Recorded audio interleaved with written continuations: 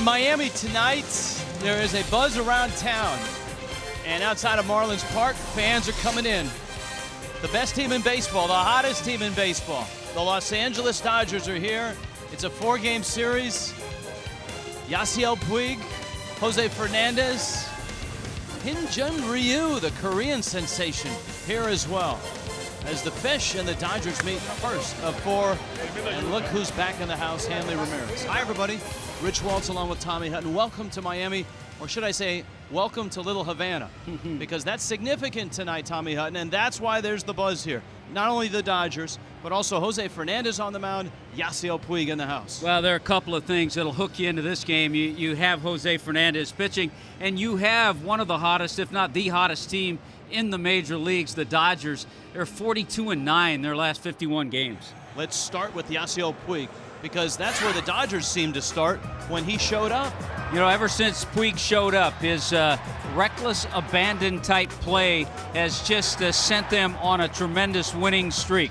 He does a little bit of everything, at times a little bit too much, but he has power, he has speed, and you see what he's done as far as rookies are concerned. If he continues to do that, just a tremendous shot for Puig to become Rookie of the Year. Well, Jose Fernandez is a rookie, just like Puig, and they're both Cuban. He's a very different personality, and he goes against the Dodgers. And for Fernandez, what a run he's been on, especially since the 1st of June. You know, one of the nice things about Jose Fernandez, the Marlins in his last 13 starts are 10-3, so that means he's pitched well enough to help his club win games. The ERA has been tremendous. He has not lost a game at home. He's 5-0 in his starts at Marlins Park. And he's in the conversation for Rookie of the Year, and so is this man in our Coventry Healthcare matchup, Hyun-Jin Ryu, out of Korea. Cost a lot of money for the Dodgers, but it's paying off. Yeah, about $26 million posting fee to sign Ryu. The left-hander hasn't disappointed. You see all the strikeouts, good curveball, pretty good fastball, excellent changeup. The Marlins saw him in L.A., gave up just 5 hits in a run in his 6+ innings. Picked a good night to be here with us tonight as the Marlins and the Dodgers go at it. When we get back, Hanley Ramirez, how's he doing in Los Angeles? Craig Minervini, Jeff Conine will discuss.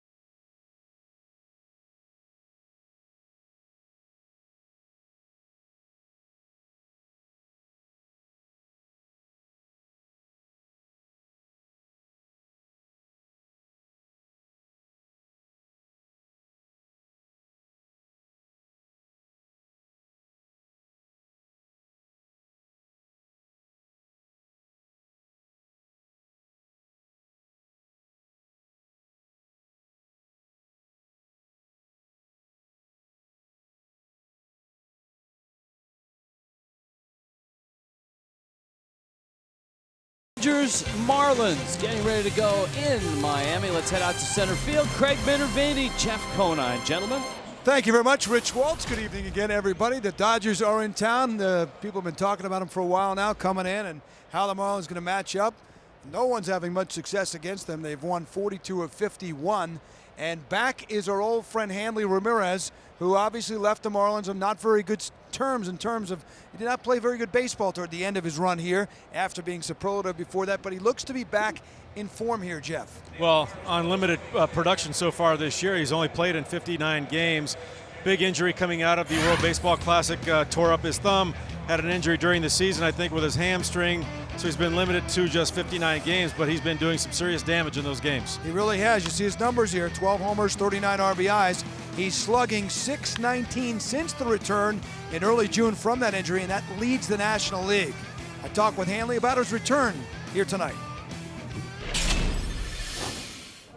Love to. Hanley, first of all, you're having a great season. Everything is falling into place for you, it looks like. I mean, yeah, I'm healthy, and thanks God, body feels good, and, just really happy to be here. Back in Miami, does it feel different this year? Definitely, Miami always going to be my home. But what can I say, it is what it is, and, now in LA, and really happy, and, keep moving forward. How good is this team, Hanley? It's insane, 42-9. I can't tell you, but you're going to have to find out yourself, We just try to go out there and, compete every day and, have fun. 42-9? And I just, like every other day, we just try to go out there and get for that win at the end of the night. Big errors yesterday. He's got 10 in the 59 games. They were both in the ninth inning, and the final one led to the walk-off win on the error for the Phillies. But the Dodgers have won 10 straight. They could take a loss here, Jeff, as they look forward to getting back on track against the Fish. Yeah, and on the road, they're 19-2 over the last 21 games. I mean, they're a juggernaut right now. They just can't lose. All right, we'll see. Tonight, though, they'll have to match up with Jose Fernandez, and certainly one of the most intriguing matchups for Jose in his young career.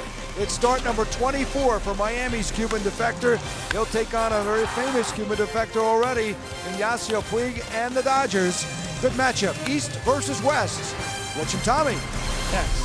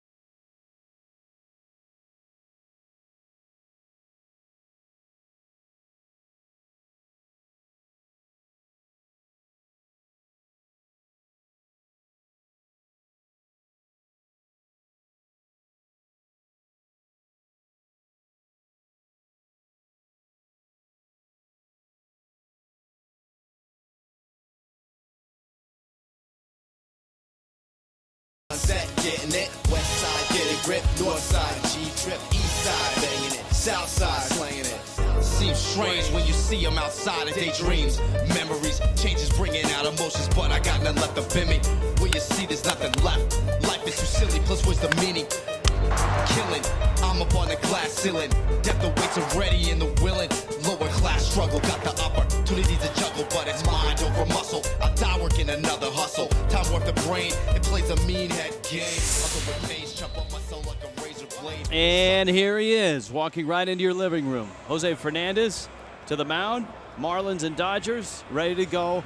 Game one, a long 4-game series, opens on a Monday night in Little Havana in Miami, as the Fish and the Dodgers see each other for the second time this year. Here come the Dodgers. Jan Lexus brings them to you. Don Mattingly's group, extremely hot. A historic run by the Dodgers to go to 72-51. Speedy Carl Crawford in left. Yasiel Puig is in right. Adrian Gonzalez driving in runs at first. Hanley Ramirez at short. Andre Ethier in center. Remember, Matt Kemp is on the DL, but the Dodgers haven't missed a beat. A.J. Ellis behind the plate. Juan Uribe has been reborn and is hitting. He's at third. Go Gator. Mark Ellis is at second base and hits 8th. And Young Jin Ryu hits 9th. There's Carl Crawford, finally healthy and finally in the leadoff spot. The Dodgers happy to have him there. Jose Fernandez at 21 takes aim at baseball's hottest team. Well, he did face the Dodgers at Dodger Stadium back in May.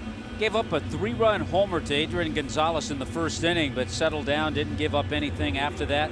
Picked up the win in that game. So the Dodgers have seen him before, but boy, has he pitched extremely well at home. In this ballpark, Jose Fernandez, 5-0, a 1.39 ERA in his 11 starts. And so here come the Dodgers. Pinchapetty brings you the first pitch, and Fernandez uncorks a fastball that misses out. John Hirschbeck calling balls and strikes with Quinn Walcott, James Hoy, Jim Reynolds, the umpiring trio for tonight. Crawford, the Tommy John surgery limited his duty last year, and of course, he essentially felt like a throw-in with the Dodgers taking a contract when he came over from the Red Sox. But here he is now, starting and in left field. These guys have so many stars, Rich, the Dodgers do, that you forget sometimes about Carl Crawford and the resume that he brings as a leadoff hitter. And Fernandez walks him on 4 pitches. Crawford, an accomplished base stealer, now at first base. Here's the defense brought to you by the Cleveland Clinic, Florida. Well, as you look at the defense, keep your eye on Adeiny Echeverria. He's the only guy who started a game at Dodger Stadium. Everyone else either wasn't here or was on the disabled list, with the exception of Jose Fernandez, of course. Jeff Mathis behind the plate, and the Marlins are 4 games over 500 when he catches. Here is Puig, and he goes after a fastball at 97 miles an hour. It's 0-1. Puig is solidly built. 6'3", 245. A guy that had the great debut. First 5 games, 4 home runs, 44 hits in June. And the Dodgers took off like a rocket. Crawford not going anywhere. And Fernandez humps it up to 99 miles an hour. Jeff Conine on Marlins Live had a good point. As you see Don Mattingly hopeful that Fernandez learned from that much hyped start in St. Pete, where he threw hard but didn't throw well. That was close. You know, I think he did, and I think the example would be the All-Star game. Pitching on that stage and having the kind of inning, the 1-2-3 inning he had. That's a great point. Counts 1-1. Puig, a massive on-base percentage and slugging percentage. Puig cooled off a little bit in Philadelphia. The Dodgers coming off that series, winning 2 out of 3 in Philly. He was 2 for 12. I'll tell you what, Fernandez is really going after him. He threw 98. His other pitch was 99. It's almost like, hey, I know you're from Cuba. They chatted before the ball game behind the batting cage, and he's gone nothing but heat, high heat, in the first 3 pitches of the at-bat.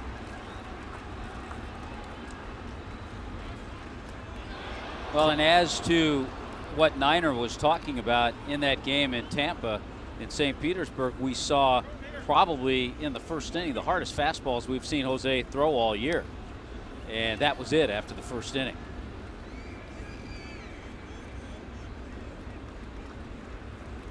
Puig slugging .567, 16 doubles, 11 homers.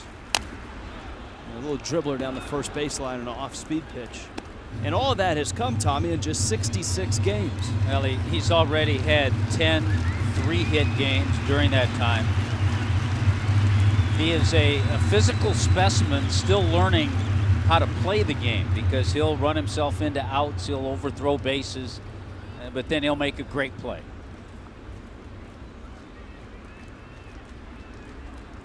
Fernandez ready. Breaking ball. Puig got it off the end of the bat. Back goes Lucas. Echeverria calls him off and makes the catch. So he went heat and then breaking balls. Gets the out. Crawford still at first. And here comes Adrian Gonzalez. Yeah, we talked about Echeverria in the lineup at Dodger Stadium. The outfield wasn't there. Stanton was on the DL. Everybody else still in the minor leagues. Lucas had still not been called up. Solano was hurt. Lomo was on the DL. Mathis was on the DL. Olivo caught a couple of those games. Nick Green started 2 of those games. One at second, one at first. So it's a big change out there. Adrian Gonzalez climbs in. Gonzalez, of course, part of that Red Sox-Dodger trade last year. And one of the biggest pieces, maybe the biggest piece, coming from Boston to Los Angeles. A Southern California guy, of course, a Padre for a long time, raised in San Diego.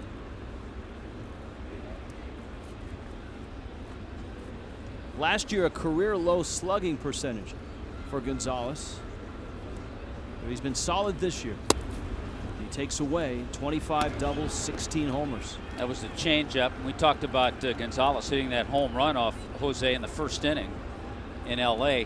So many characters, a lot of flashy players on the Dodgers, and you have the very calm, the very steady, the very talented Adrian Gonzalez. Crawford bluffs. It's a called strike, and here's a look back to that series, which seems like a year ago. It really does. Pitch out over the plate. Looked like it might have been the changeup. And a guy who's hit a whole lot of home runs. He leads the Dodgers in hits, home runs, and RBIs. The impressive thing about that ball game for Fernandez is after that home run, no more. He went 6 innings, and those were the only 3 runs he gave up. And he misses down low with a fastball.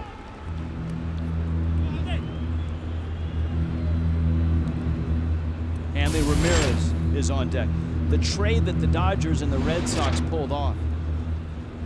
The Dodgers took big names and huge salaries.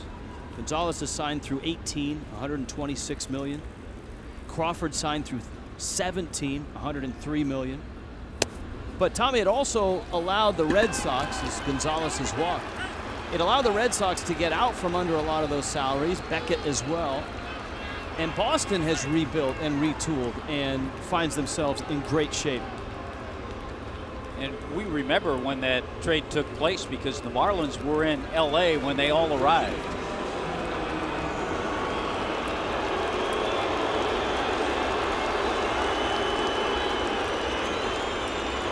You hear the reception for Hanley Ramirez.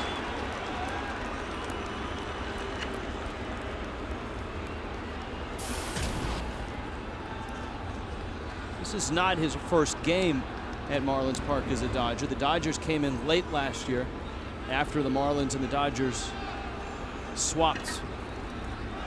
The Marlins shortstop, longtime shortstop, Ramirez 7 years as a Marlin. We talked about how Jeff Mathis has those well-timed visits to the mound, and this is one of them. He maybe sees his young right-handers a little hyped up.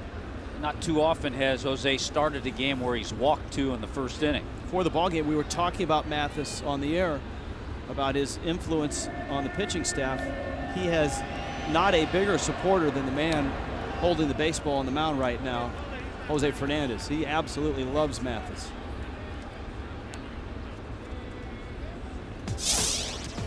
And look, with good reason. His catcher's ERA is the best in the National League. He's 5th in throwing percentage. Hanley Ramirez with a swing and a miss. He's thrown out 37.5%. And for a team that is 47 and 75 when Mathis catches, they're 4 games over 500. Significant stuff. But the 21-year-old in some trouble here with runners first and second and just 1 out. 0-1 pitch to Hanley. And he dribbles it up the third base line. Ramirez directly involved in a loss yesterday, a pair of errors in the bottom of the 9th. and the Phillies would walk off with a win. Of course, there's the history. There's no denying he put up enormous numbers, a 3-time All-Star. And he was not in the lineup. He was on the disabled list when the Marlins were in Los Angeles. Remnants of that injury in the World Baseball Classic. Counts 0-2. Andre Ethier is on deck.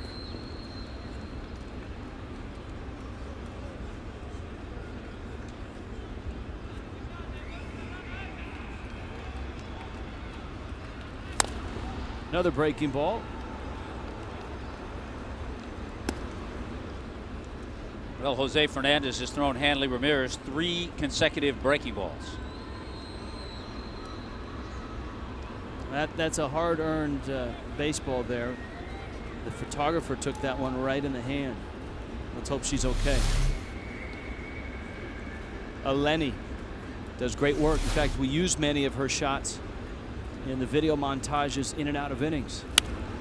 So she's part of the crew, Tommy. She's part of the crack staff. Part of the crack staff. Hope she's all right. Might need to get her some ice down there. And John Tuitu next time might want to go to his left a little bit, knock that ball down. Yep, yep. Get some ice for Tui. Still 0-2 to Hanley Ramirez. Dodgers are making Jose Fernandez work. 18 pitches already with just 1 out. Only 9 strikes in those 18 pitches. Breaking ball, fly ball. Marisnik tracking it. Makes the catch. And so Fernandez has 2 outs, but he still has another good hitter to get, Andre Ethier. That's the one thing that we have really enjoyed watching Fernandez. Look at Jeff Mathis. Okay, way outside. Get that breaking ball outside. Make him chase it. Off the end of the bat for the lazy fly ball. But we've seen Jose Fernandez, for a 21-year-old, in many of the games he was 20, adjust during a game, during an inning even, make adjustments. What a luxury for the Dodgers and Don Mattingly that when Matt Kemp goes down, he can slide Ethier to center, Puig to right, Crawford to left, and still have an incredible outfield without one of the most dynamic players in the game in Kemp. And this is a guy who has just torn apart the Marlins over his career. Extremely solid player.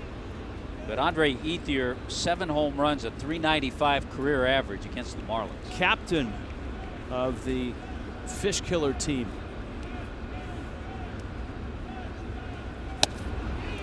Outside corner.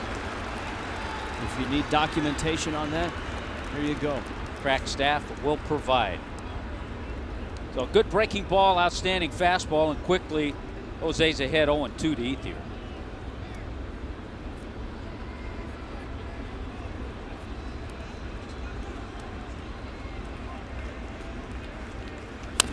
There's the breaking ball. The thing about Jose Fernandez, who has many weapons to strike a hitter out or get a hitter out, especially when he gets ahead, because lefties are even hitting below 200 against him. He can bury that hard slider down on the back foot, or he can go up with one of those 98-mile-an-hour fastballs.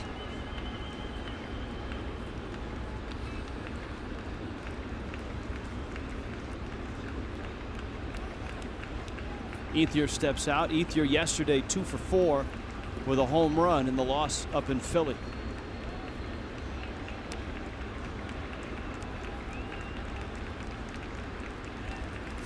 Got him. Just like that. Back foot breaking ball. Strikes out Andre Ethier. So Fernandez leaves 2 on. And when we get back, Giancarlo Stanton and the Fish get a look at Young Jin Ryu.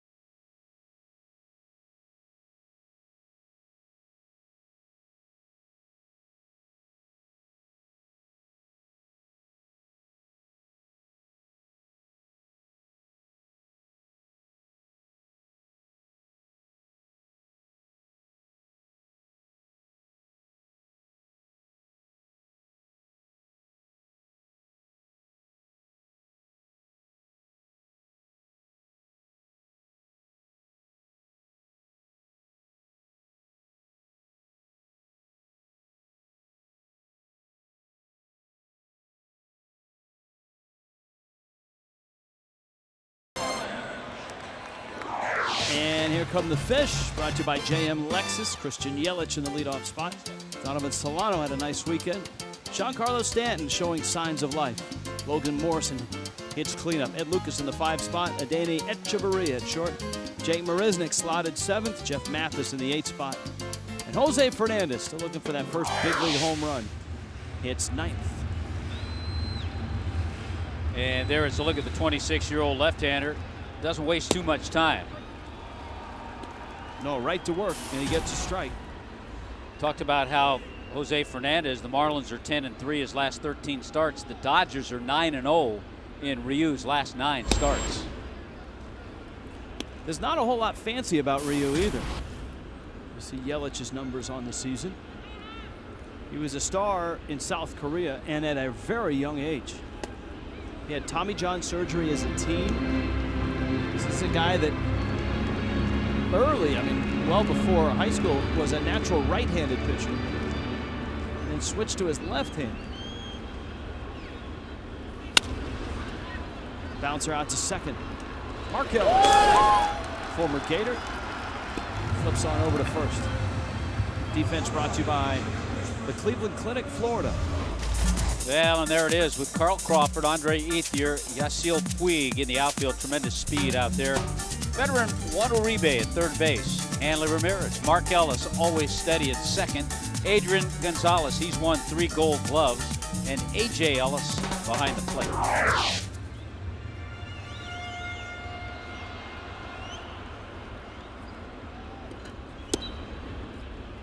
Donovan Solano takes a fastball outside. Solano, just when you think Donovan Solano is going to fade out, all of a sudden he comes to life and starts hitting. Had an RBI double yesterday in the 7th inning. And the Marlins 1-run win over the Giants. They have 4-game hitting streak, hitting over 400. He had 5 hits in that weekend series against San Francisco.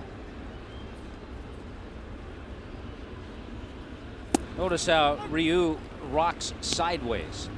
You know, a lot of pitchers will stand staring at the batter. He actually looks like he's working from the stretch, and then he rocks kind of sideways before he makes his delivery. There's his changeup. Well, the Dodgers went to the wallets to get him. $26 million posting fee, $36 million contract, and you add it up, $62 million for this lefty for 6 years. Solano walks, and here comes Stanton, who he did not face. Of course, he didn't face most of these guys in his start in L.A. Well, whoever he's faced lately, he's had success against. Yes, hasn't mattered. A great 9-start stretch in which the Dodgers have won every game. And here is Stanton. Let's scout Ryu. And he's been very durable as a pitcher in Korea as well. He's got a swing and miss changeup. Very solid, sound delivery.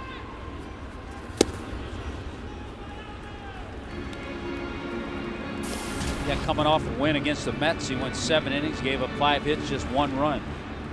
Stanton, who usually hits the Dodgers well, especially in Los Angeles, takes out. Giancarlo's got a couple of things working in his favor, I think. He's swung the bat well the last couple of games, seeing the ball a little better, I think. Plus, I think he perks up when the Dodgers come to town. His hometown team. He's got a 5-game hit streak.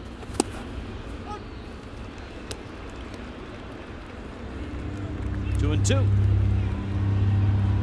But he's never faced Munchi Ryu.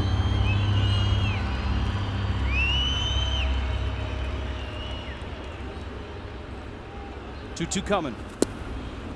Here's the breaking ball. And the count's full now, so if the Marlins feel like it and Solano has a decent read on Ryu, he might be on the move. I think if you've never faced Ryu before, he can be a little sneaky with kind of the short arm delivery that he has. Runner goes, swing and a miss, and he's out by a mile. And that didn't work out too well for the Fish at all. But strike him out, throw him out, double play. 2-1. Scoreless.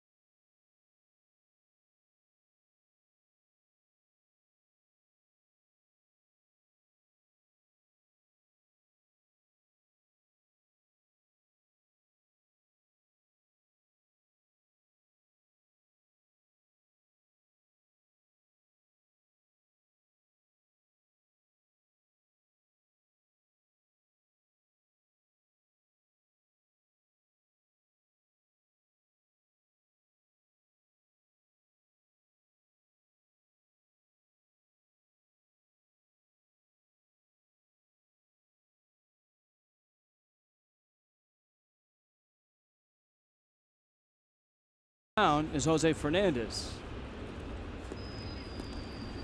A.J. Ellis, Jose Uribe, Mark Ellis for the Dodgers. And I suspect one thing Jose Fernandez, Jeff Mathis, and Chuck Hernandez talked about between innings was trying to get through on an economy of pitches. 23 pitches in the first inning to get those 3 outs. Yeah, they probably talked about efficiency. Extending, following through with his pitches. He left a few fastballs up and away to right-handed hitters. A.J. Ellis, the 32-year-old.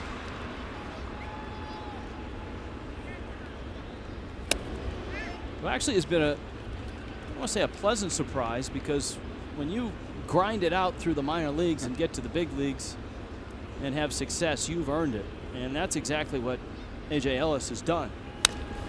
Pulls a ground ball to short. Echeverria approaches and gets him at first. This is a 4-game series, so Wednesday night you can do the Marlins Crazy Eights promotion. Save up to 60% with the Chevron Crazy 8 offer. Fill up at a participating Chevron and get $8 home run porch or $18 home plate box tickets. Visit your local Chevron or Marlins.com Chevron for details. It's a good deal. It is. Here is Jose Uribe, and who would have thought Jose Uribe would be hitting 274? Well, actually move it up from there. He blasts one into left field for a hit.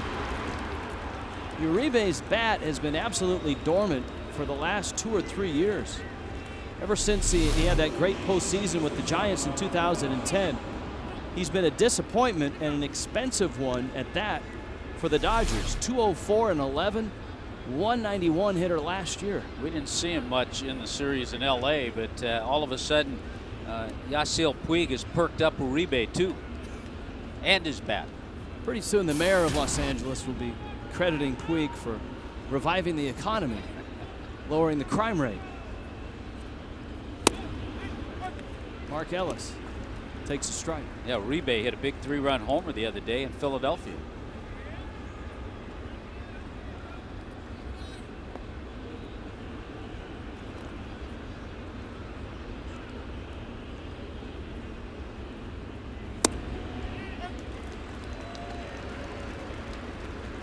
Mark Ellis takes a strike, and it's 0-2. Of course, Mark Ellis, a former Gator, longtime big leaguer. He's been one of the great fielding second basemen of all time.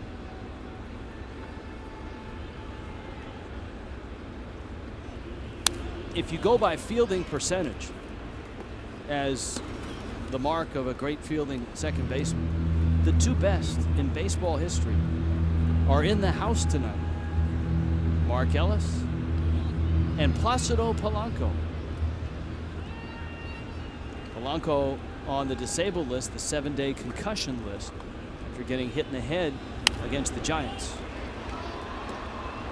Yeah, initially it was thought that he might not have to go on that 7-day disabled list, but still just not feeling 100%, so best thing to do. Gil Velasquez, veteran utility man, has joined the club.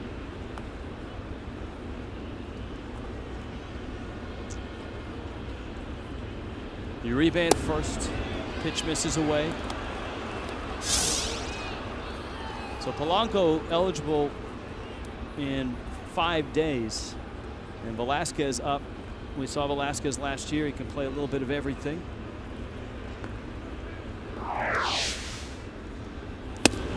Big fastball, and he struck him out. Yeah, that was a big fastball. Mark Ellis, a guy who puts the ball in play a lot, wasn't going to touch that one. Just thinking there's another pretty good second baseman in the house as well, and he's over there coaching at first for the Dodgers. Ah, that's a good point. Davey Lopes.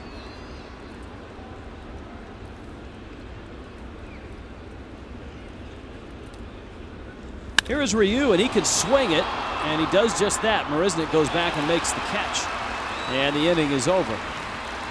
Dodgers have stranded 3 through 2. Fernandez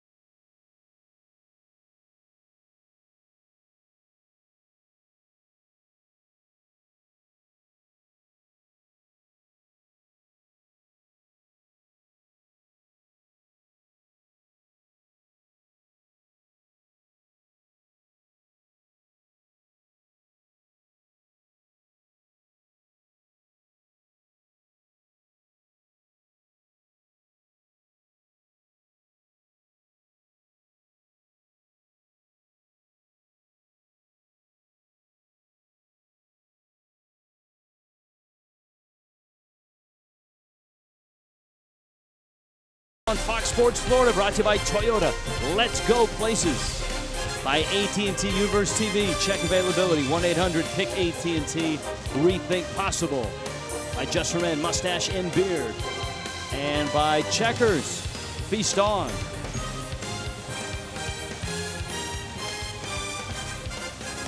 Marlins Park, the place to be tonight. What a matchup. All the momentum, all the swagger of the Los Angeles Dodgers. And Jose Fernandez, right out of the chute, gets the first start in a 4-game set. And we learned something from Ryu in that first inning. On that 3-2 pitch to Giancarlo, with Solano on the move, he struck him out with a changeup. So if you're a hitter, you're watching, you say, okay, he'll throw that thing anytime.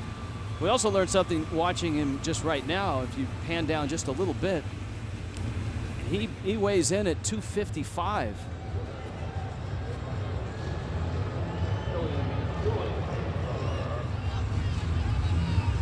He's got a little Fernando Valenzuela bulk to him.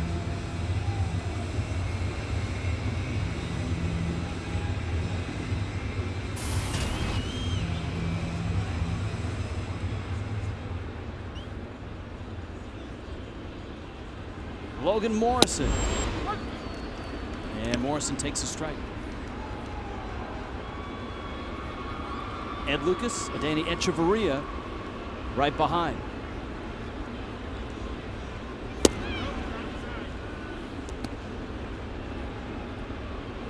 Both pitchers, Rich, get it, throw it.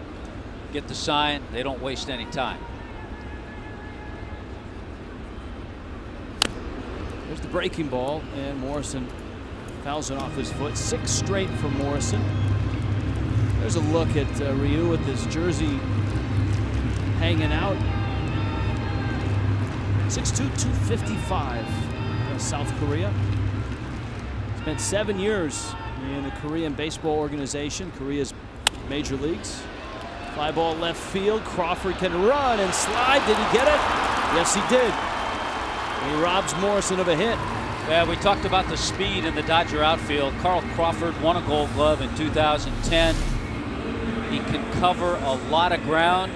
Got there, made the grab, and held on. Got to have speed and quickness to catch up with that.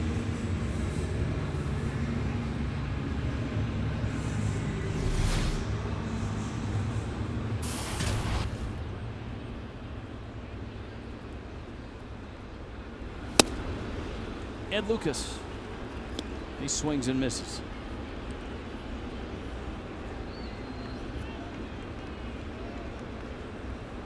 Adeiny Echeverria to follow. And Ryu goes to 1-1. Rich, you talked about Ryu's career coming up in the Korean Baseball League. They don't worry too much about pitch counts, I don't think, because his rookie year in 06, he was Rookie of the Year and MVP. He was 19 years old. He was 18-6 with a 2.23 ERA. I don't think they had him on a limit. No. Especially since he had Tommy John surgery as a teenager. Yeah. Counts 3-1 to Lucas. And Ed fouls it back. Lucas coming off a weekend. Yesterday he had 2 hits. He was 2 for 4. Drove in a run. Marlins beat the Giants on a Madison Bumgarner start. That's not easy to do. So they see a second consecutive lefty out of the West in Ryu. Right up the middle. Ellis really good behind the bag, and he makes a terrific play. You and I were talking before the game. There's so much swagger, so much talented players, guys with a little edge, guys like Hanley, guys like Puig, but then they have the steadiness of a Mark Ellis at second base. Yeah, out of Rapid City, South Dakota. That takes us to our AT&T U-verse poll question. Has this season Dodgers resurgence surprised you? Hashtag LAD yes. Hashtag LAD no. You know, Echeverria shoots it into right field. It's a foul ball. I don't think so. I mean, I don't know if I would have thought they were going to win 42 out of 51, but when we last saw them, they had a whole lot of guys injured, and they did not have Puig. Hanley was on the disabled list. Now they don't have Kemp, but everybody else is healthy. Rio elevates the fastball and fouls it back.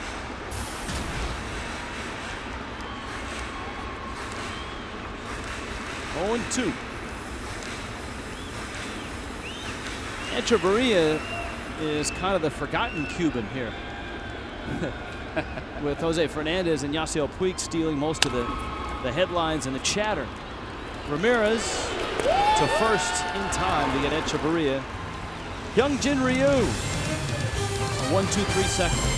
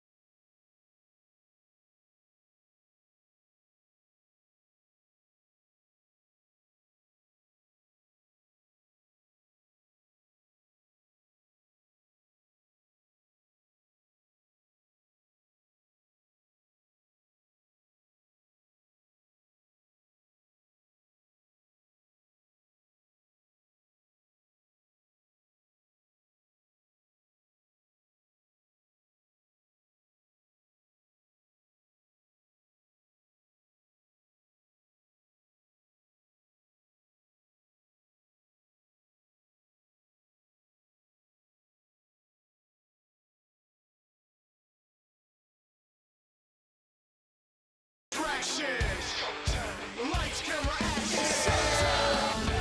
No time to wait, some more shine when I find my place. It's go time.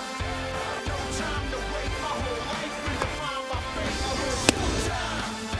No time to wait, some more shine when I find my place. After a bumpy start in the first, without giving up a run, Jose Fernandez worked a rather uneventful second. It's the second time through for the Dodgers. Top of the order, Carl Crawford, Yasiel Puig, Adrian Gonzalez. In the third in Miami. Rich, the first three batters, Jose Fernandez threw 9 balls and 5 strikes. The next 6 batters, 2 balls, 19 strikes.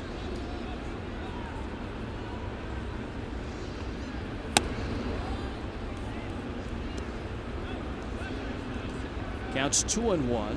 Crawford walked on 4 pitches. And that's not something that Jose Fernandez has done a whole lot this year. You hear the term, he has to finish his pitches. When you see fastballs left up and away to left-handed hitters, he's not finishing his release. Fernandez just 7 times has walked a hitter on 4 pitches when he wasn't issuing an intentional walk.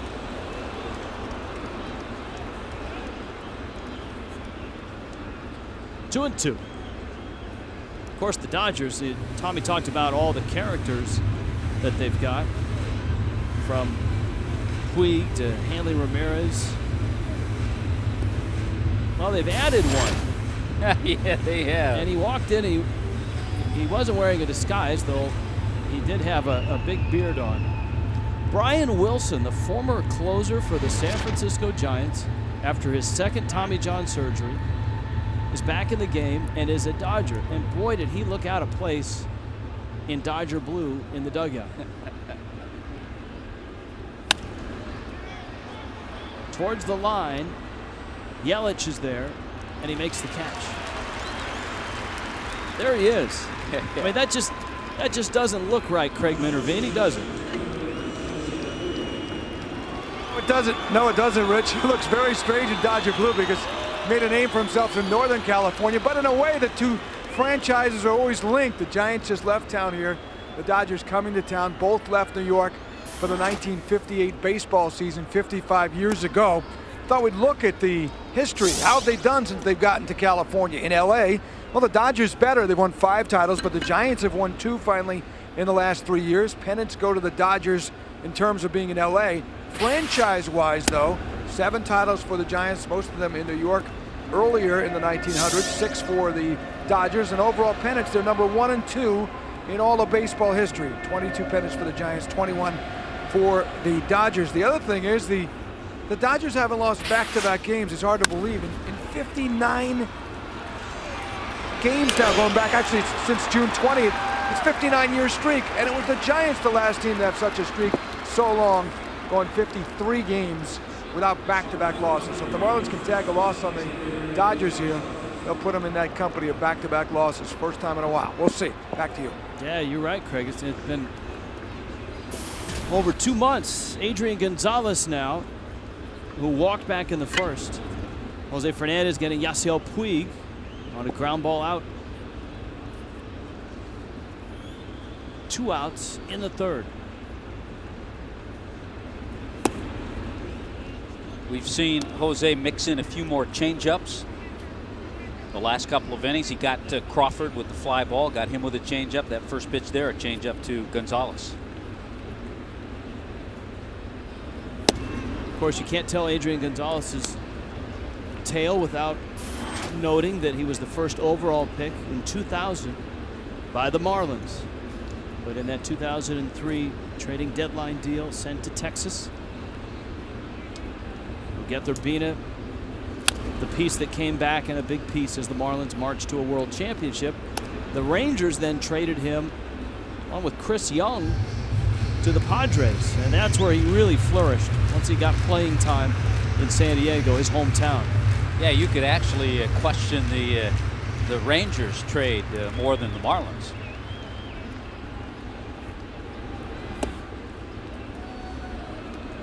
Oh, Jose Fernandez, we talk so much about his status with rookies, but he leads the Marlins pitching staff in wins, innings pitched, strikeouts.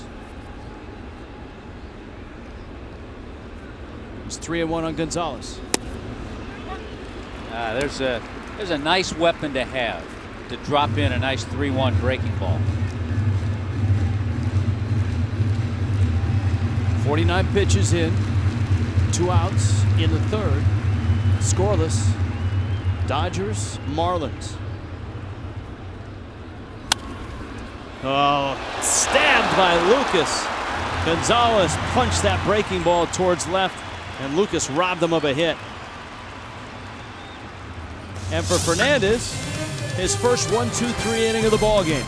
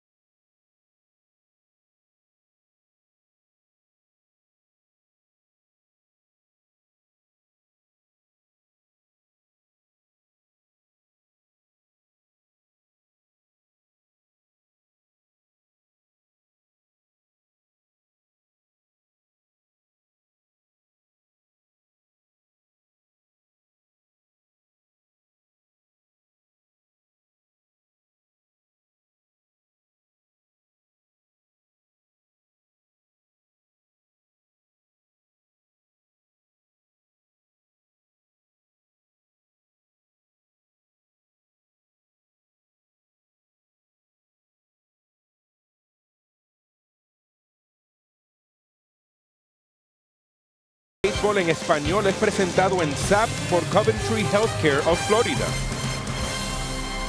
A little Havana tonight, certainly a Cuban flavor. With Jose Fernandez, Yasiel Puig, Adeiny Echeverria. Dodgers and Marlins. Jake Marisnick takes a strike. Marisnick, Jeff Mathis, and Fernandez. 7, 8, 9 in Miami's order. A walk that's about it for the Marlins. That was to Donovan Solano, and he was erased on a strike him out, throw him out double play when Ryu struck out Stanton.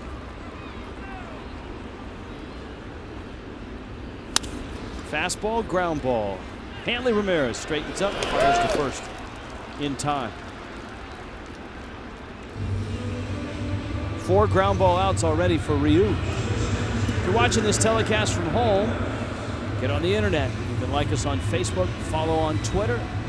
Keep up to date with the Marlins and all your other favorite Florida sports teams.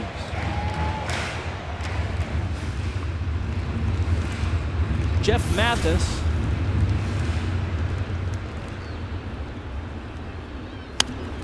He flips one foul and out of play. Mathis, yesterday a big day, a solo homer. Got Miami on the board. And then that sinking liner into center that kicked off Andres Torres for an RBI double ended up being the game winner. Marlins beat the Giants 6-5. And Mathis continued his trend, Tommy, of doing damage with the small amount of hits that he gets. He's got 32 hits and 22 RBIs. That's a darn good ratio. 6 doubles, a triple, 3 home runs.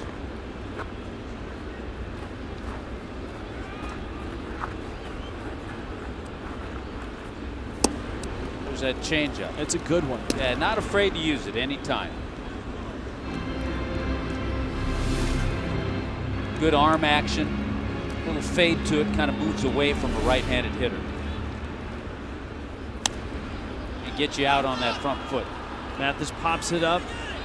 Gonzalez on the mound makes the catch.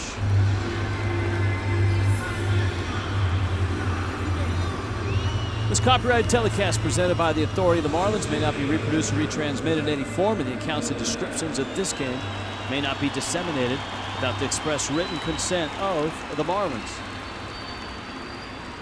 Here's Fernandez now. A spirited round of batting practice.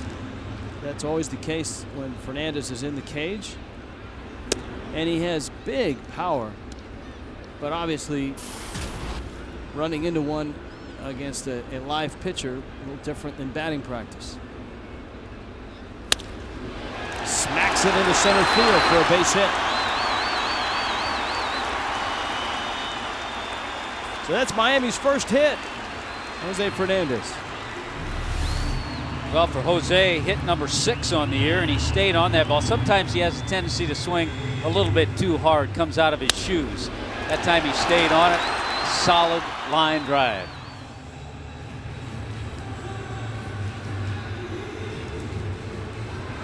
That'll bring Yelich to the plate. See, he's even cracking up Adrian Gonzalez.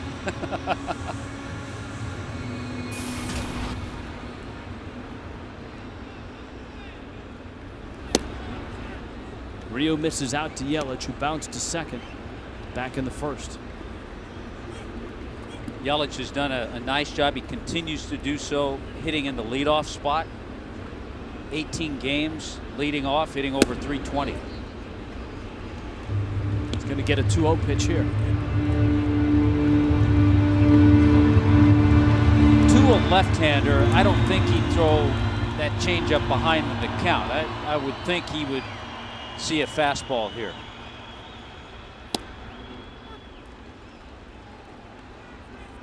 Catches the corner. It's 2-1. Barely. Right where A.J. Ellis wanted it, though. You saw him set up outside.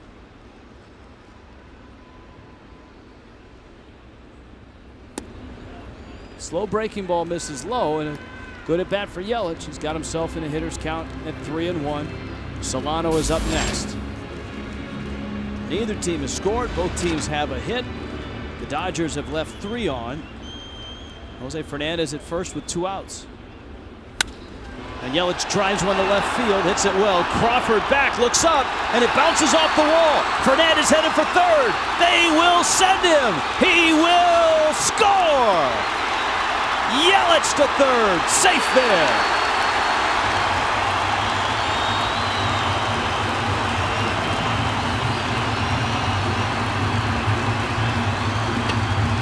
Jose Fernandez racing around the bases. Joe Espada didn't hesitate. And the Marlins are on the board.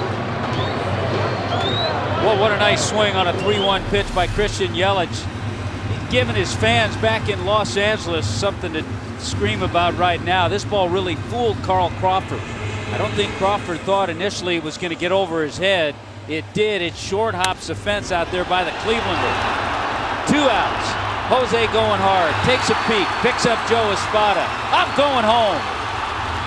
And the Marlins get their first run. Now Donovan Solano up, and Yelich is 90 feet away. It's a great point, Tommy. The Marlins have a big contingent of Southern California players. And you noted playing against the Dodgers for a guy like Giancarlo Stanton. But the 2 youngsters who are in the lineup, Marisnik and Yelich, both Southern California guys. They know that everybody back home is watching the Dodger game. That's been scored a double, and Yelich taking third on the throw. Solano takes outside. The Marlins have the right guy up in this spot. Donovan Solano, with runners in scoring position this year, 386. Solano to right field with a base hit, and it's 2-0. The little guy just keeps coming up with big hits. Don't ever write Donovan Solano off. Every time you think about it, he comes up big. Sprays balls all over, and it seems like when he has that chance with a runner in scoring position, he'll stay to this part of the field. Got himself a 2-0 pitch. Solid line drive. Not only drives in a run, but he gives Jose Fernandez a few more minutes to catch his breath. And he gives Giancarlo Stanton at bat with a runner at first base. So Stanton comes up. He went down swinging on a Ryu changeup. Stanton drives at center field. In comes Ethier, and he makes the catch. And the inning is over. But Miami is on the board twice. Started by Jose Fernandez, finished by Christian Yelich and Donovan Solano.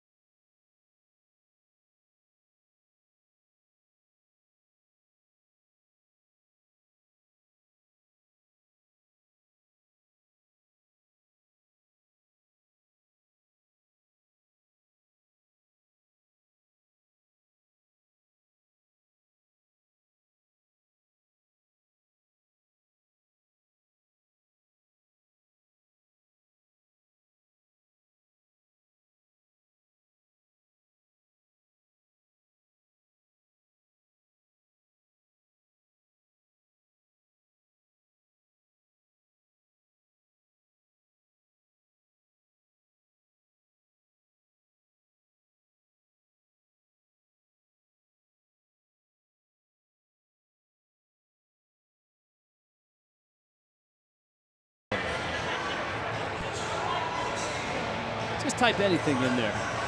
and that head will bobble. 2-0, Miami on top. In the fourth, Marlins and Dodgers again tomorrow night. 7:10 start. Pick up the Tuesday edition of the Miami Herald. Take advantage of the half-price Tuesday offer. Get up to 8 half-price tickets in Legend Silver, Baseline Reserve, Bullpen Reserve, or Home Run Porch. Visit the Marlins Park ticket office or go to marlins.com.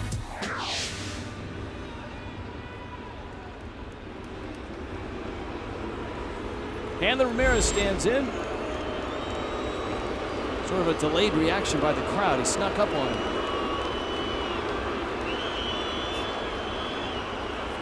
That's not the reaction he gets in LA, but fans remember here.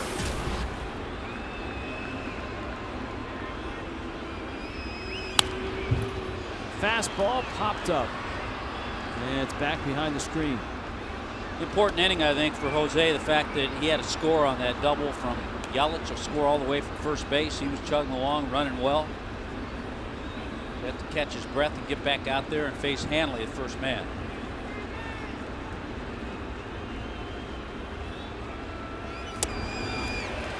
There's the breaking ball, and Hanley swings and misses, and it's 0-2.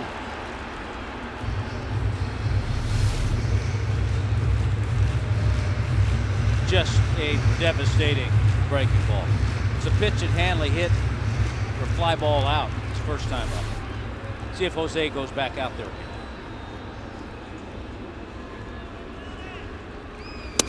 Outside corner. He did, but with heat.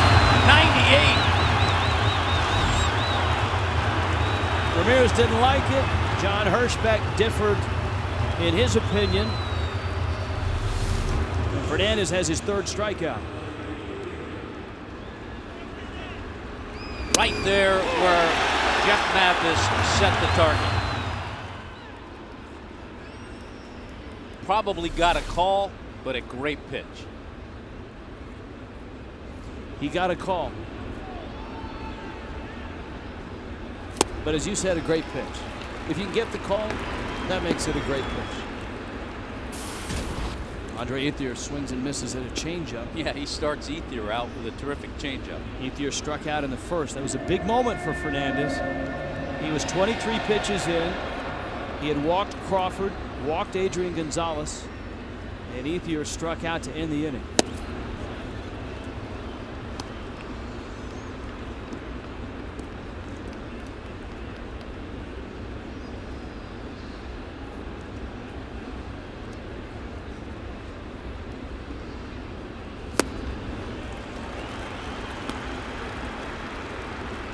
One and two.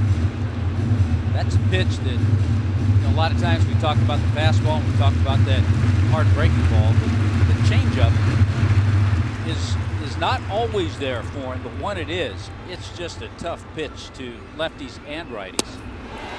Wow. Backdoor breaking ball, strike 3 called, and he's punched out Hanley Ramirez and Andre Ethier to open up the fourth. With an assortment of tremendous pitches, Ethier knew it all the way. Wow. And here is A.J. Ellis. You know, for some pitchers, a run around the bases after a hit like that, you'd be worried about him. But it seems like Fernandez feeds off that type of stuff. Well, he's a complete athlete. We saw him get the base hit, start the rally. A.J. Ellis, Dodger catcher, bounced to short his first time up. Dodgers are doing it with pitching and, of course, an offense that has come to life in the last 2 months. You know, when the Marlins were in L.A., the Dodgers were 13-21, and the fans wanted Mattingly's head. They wanted their manager fired.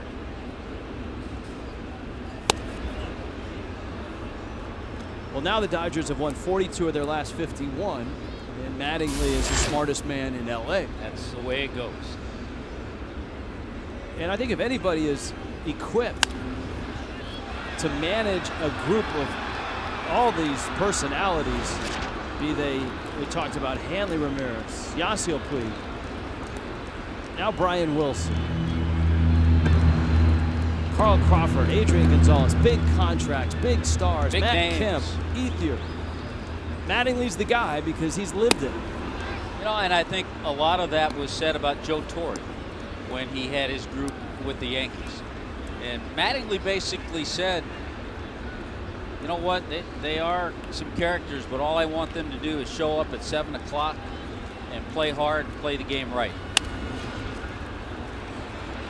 Sliding, tumbling, terrific play by Solano. And he stuck the landing.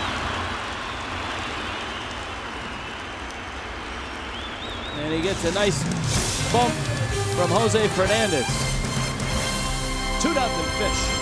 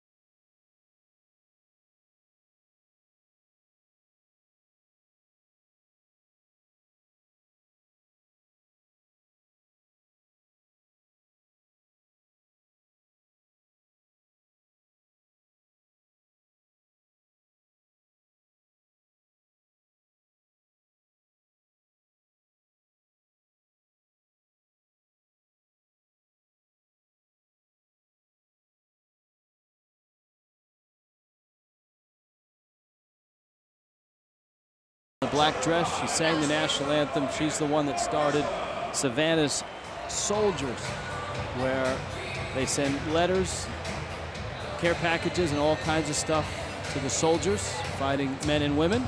And you can contribute, SavannahMadison.com. Log on to SavannahMadison.com and join Savannah's Soldiers. It is a great, great idea by a very bright young girl. Bright and talented. What a great job she did singing the anthem tonight as well.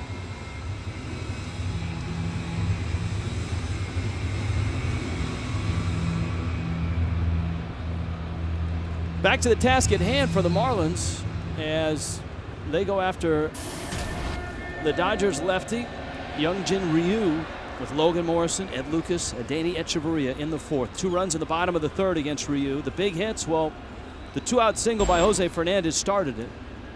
Christian Yelich then doubled as Morrison sends one out to left center field. Crawford is there and he makes the catch. And then Donovan Solano finished the scoring with an RBI single to right. There's a nice buzz in the crowd tonight, Rich. A good crowd, and they're really into this game.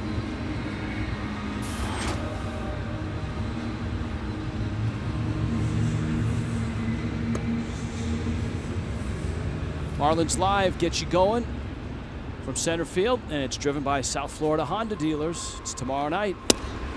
Game 2 as the Fish and the Dodgers play a whopping 4-game series that stretches through the week. Jacob Turner for the Fish. Another lefty, Chris Capuano, will go for the Dodgers. So Miami's going to see their 3rd straight lefty in Capuano tomorrow. And the final game of this series on Thursday afternoon, they'll see the best left-hander in the league, if not in baseball, Clayton Kershaw. Oh, they've seen some pretty good ones. I mean, you stretch these 4 lefties out. Madison Bumgarner, Ryu, a Rookie of the Year candidate. Capuano. Bumgarner, who's been, as we talked about yesterday, their most consistent starter. Capuano probably is bringing up the rear in this quartet, and then you get to Kershaw. But you know what? Capuano beat the Marlins in LA. Ryu with a changeup strikes out Lucas. That changeup has given the right-handed hitters fits, not only for the Marlins, but the rest of the National League. Here comes Echeverria. And you have to worry about that with Capuano, too.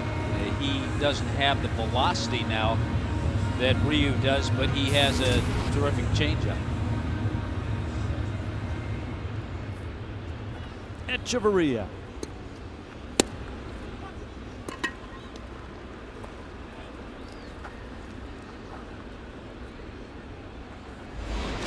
Couple runs on 3 hits for the Marlins.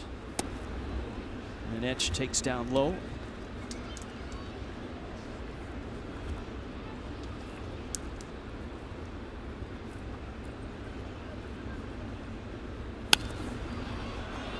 Well, the Dodgers are on an incredible ride, and we talked about the historic run of 42 of 51 games they've won. The Marlins themselves are on a significant run. Yeah, I know it's not as gaudy as that, but Miami is 34 and 34 since the 31st of May, and for a team that's extremely young rotation, young in the field, in a rebuilding mode, to go from the end of May to this point and play 500 baseball is a real step forward. A team that has certainly gone through a lot, come through a lot since the first couple of months of the season, without question.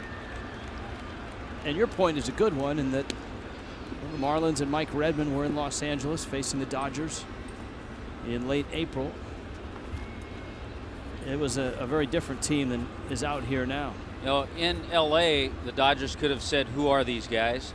And they could say the same thing in this trip, too. Actually, it was early May, but, you know, what's a few days from early May to late April? Echeverria flies to center, and Ryu has an easy inning.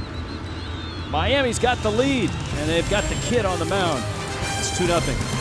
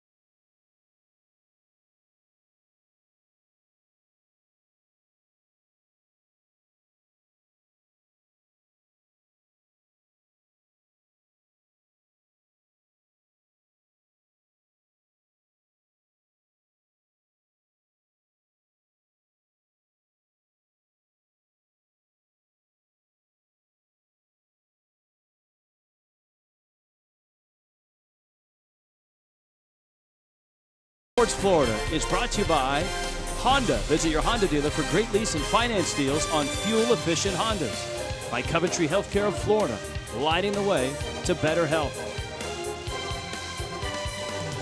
Team photo day is always a challenge to get everybody in the right spot. And of course, once you get everybody in the right spot, there's always one guy missing. Ladies and gentlemen, a standing ovation from some.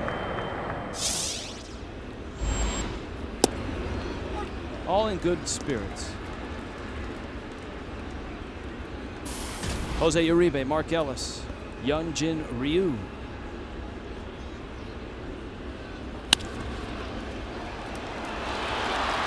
Into left center, and Juan Uribe has a hit. Well, Uribe with the only 2 Dodger hits, 2 singles. His uncle is Jose, the former Giant shortstop.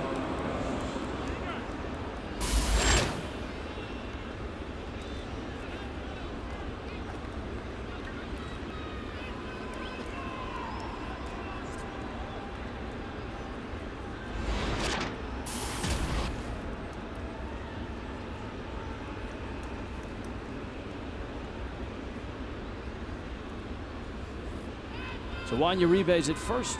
Fernandez backs Mark Ellis off with a fastball. Ellis's travels through the big leagues have taken him from the Kansas City organization that drafted him, 10 years with the Oakland Athletics. Second year with the Dodgers. And of course, his double play mate, while he's in the big leagues as a great second baseman, he was the shortstop. David Eckstein was the second baseman. Eckstein would earn his stripes in the big leagues as a shortstop. Ellis ended up at second. Bouncer in the hole. Echeverria dives and has to hold on. That would have been superhuman had he been able to get the ball to second.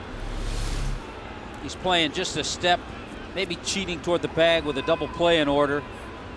Had to go to his right, makes the grab, just a tremendous play, and can't make the play at second base. It's a great effort by Danny Echeverria. The only guy I've seen make that play is Alfredo Amezaga in the infamous Amezaga play, which only lives on the 10-run reel. So Ryu's going to try to bunt. He does. A curveball. Mathis is on it quick. Fires to third. It's dropped by Lucas, who had a certain out at third and was hustling, I'm sure, to try to get an out at first. Ed Lucas got greedy. The out was there at third. It was a nice play by Mathis. Ed Lucas is saying, Ryu doesn't run that well. I'm going to get a double play. But there's an old saying, you can't get two unless you get one first. Boy, that hurts. It's a fielder's choice. It'll be an assist to Mathis and an error charge to Ed Lucas. And Carl Crawford. And now it's back to the top of the order. Yeah, Crawford's up. There's nobody out. The bags are loaded. And Fernandez is going to have to pitch his way out of this one. Against three really good hitters, three hot hitters, Crawford, Puig,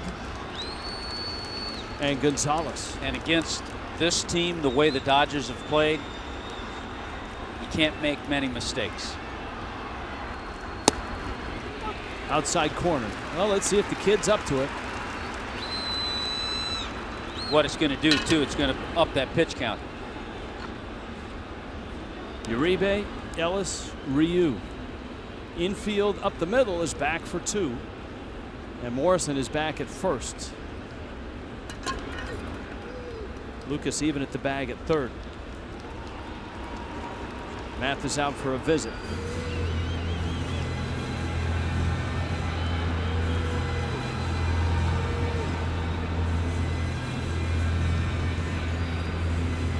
.6:30 start. Marlins live tomorrow. Jacob Turner, Chris Capuano here tonight. Miami getting 2 runs in the bottom of the third against Youngjin Ryu. But the Dodgers have them loaded with nobody out in the 5th. That breaking ball, he gets the second strike on a foul ball. And now you know Jose's thinking strikeout. Ahead to Crawford in this bases loaded, no out situation. Crawford has walked, and he flied to left.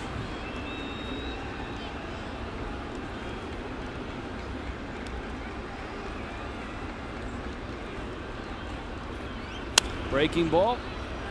Davey Lopes scoots out of the way.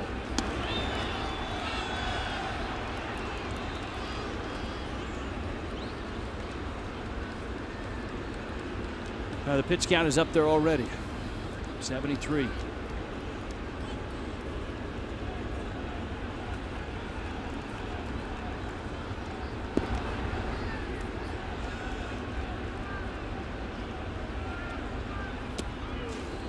Mathis smothers what was a dive bomber of.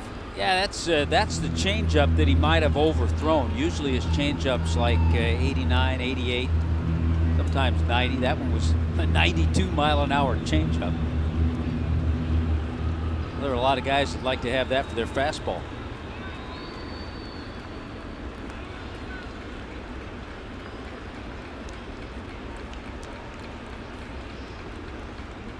One-two pitch. Good job, and it's nice to know for a young pitcher that Mathis is back there when you're going to try to bury that slider down and in. Checkers, Fox tracks.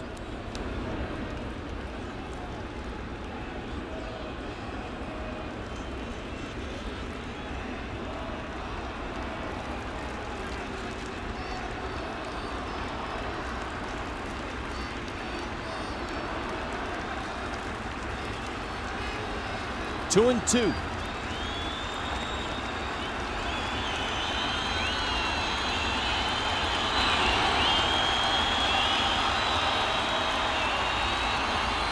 Mathis out for another visit.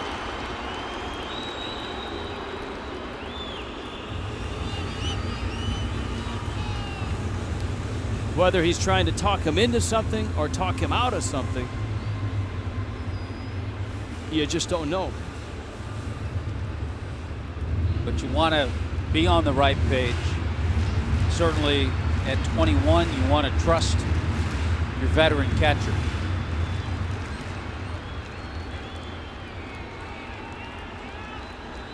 Two.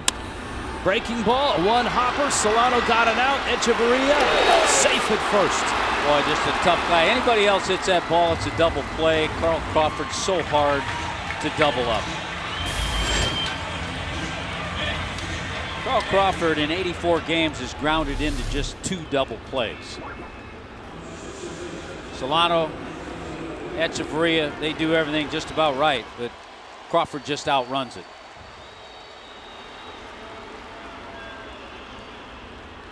Crawford gets the RBI. Uribe scores. Ryu is erased. Ellis and Crawford at the corners. And here is Puig. And he's not easy to double up either.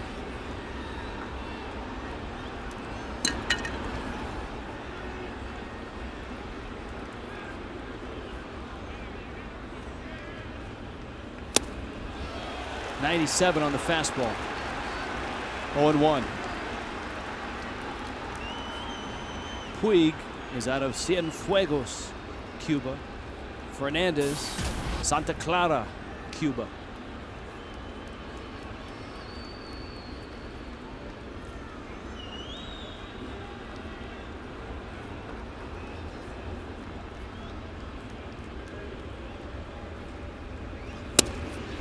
Outside corner. And of course here in Little Havana, Yasiel Puig's first visit. And he met the press, had an interpreter, answered questions from both the American press and the Spanish language radio and television stations. Let's see where Jose goes to try to strike him out here. 0-2. Fastball struck him out. High heat.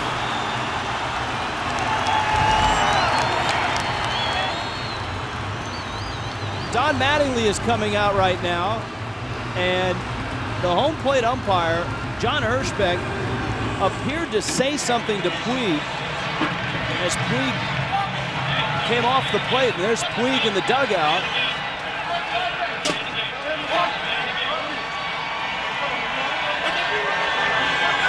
Not too sure what he's mad at. He just couldn't catch up with a 97-mile-an-hour fastball. And Puig looks like he's out of control in the Dodger dugout right now. If there is a problem, and it has been in his brief stay in the minor leagues, it can be the attitude.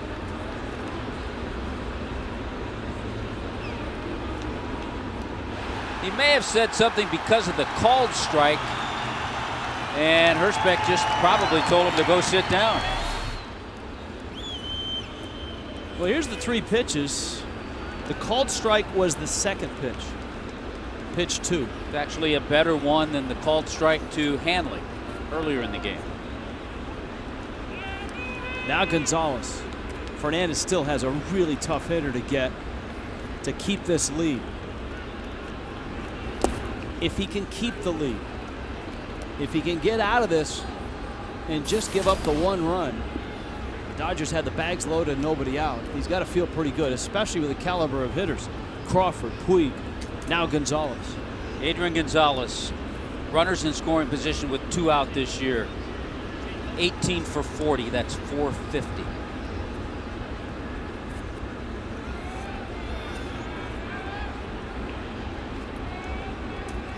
Alan Craig, the only one better. There's a strike.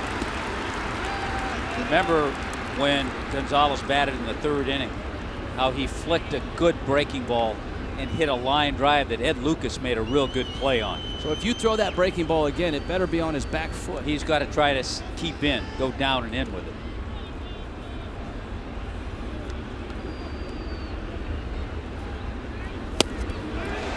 Stays away with a fastball at 93. Had some run on it. And it also, with the swing that Gonzalez had, tells me he wasn't expecting fastball because he was late on that swing.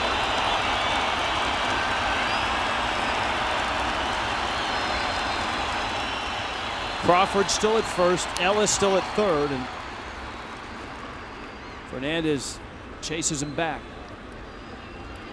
Big moment in this ball game, and it comes here in the top of the 5th. And Gonzalez will step out. He's such a pure hitter.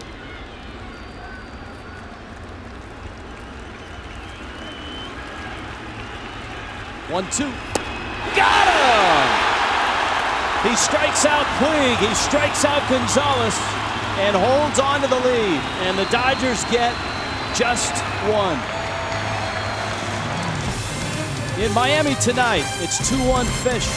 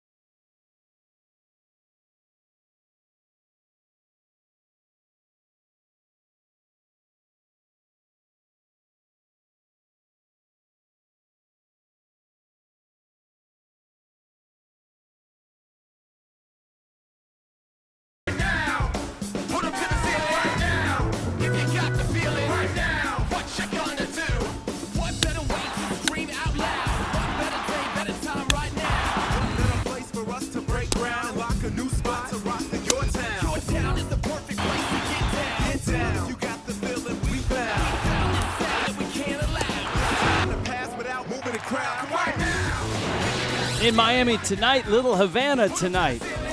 Jose Fernandez is on, and the Marlins are up 2-1 over the Dodgers. Bottom of the 5th. Young-Jin Ryu delivers to Jake Marisnick for a strike. Ryu, for all but 1 inning, has been really, really good. And that inning, the 3rd, the Marlins got both their runs after 2 were out, and it was Fernandez who started it. Juan Uribe across the diamond in time. Rich, with the pitching that Jose Fernandez did last inning, the run, an unearned run. So now 5 innings, 1 run, no earned run. His ERA's at 2.37. As Jeff Mathis comes to the plate, let's check in with Craig Minervini. Craig? Rich, thank you very much. I want to tell you there's a tremendous buzz here in the crowd tonight. As you see here, the lower bowl pretty much packed. They were standing on that 2-strike. A couple of fans turned around and got everybody going. Gregory, good Marlins fan here. What about the excitement tonight? Yeah, no. I believe that the Marlins going to beat the Dodgers today because, you know, this thing is amazing, man. This thing is, you know, it's growing up. And they like to beat the big ones. You were describing it like playoff little flavor. Yeah. No, this to tell you the truth, this is a playoff game here. Come on, man. You got the Dodgers, which is the first place all the way in the West. Yes. And you got the Marlins, which is the young team.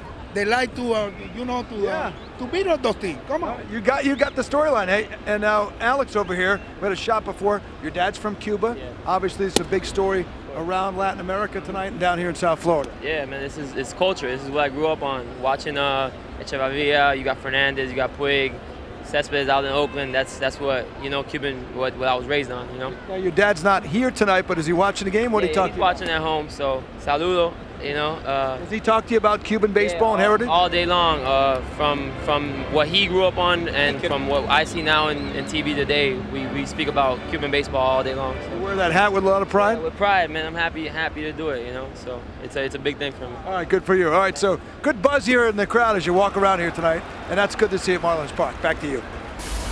All right, thank you, Craig. Ryu now has set down 6 in a row since Solano finished the scoring in the third. And here comes Fernandez, who opened the door with a 2-out single in that third inning. Well, that was the key to that third inning. It was a 2-out rally and started by Jose.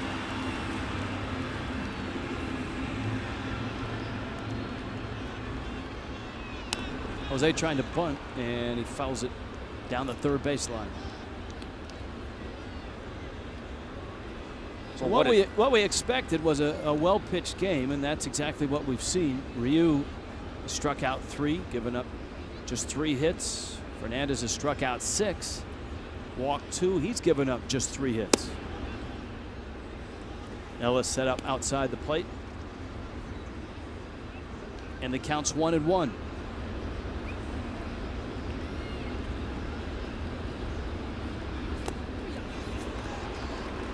Ryu's pitch count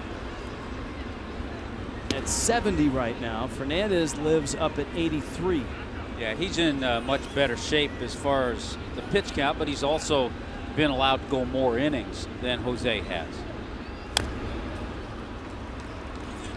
Change up. Well, you're talking about Fernandez pitching against one of the best offensive clubs, best all-around clubs in the National League. Got him. Big breaking ball. Down goes Fernandez. Ryu's in a groove. He set down 7 in a row and punched out 4.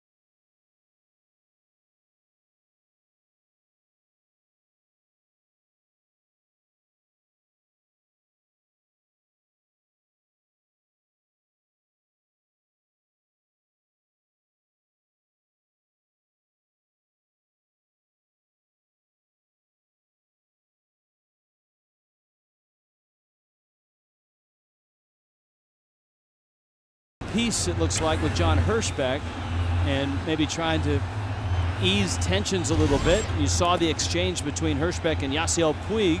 Puig was upset on the second strike, the one that was a called strike, and our Just for Men play like a champ. The profile of Jose Fernandez. Fernandez, most starts, 7 innings, no runs allowed, a National League rookie since 1990. And you got Hideo Nomo, Mark Gardner, the former Expo. Boy, there's some great profiles on Jose Fernandez. There really isn't much let up in the Dodger order. Here's Hanley Ramirez. Fernandez bends in a breaking ball for a strike. Ramirez is flied out, struck out.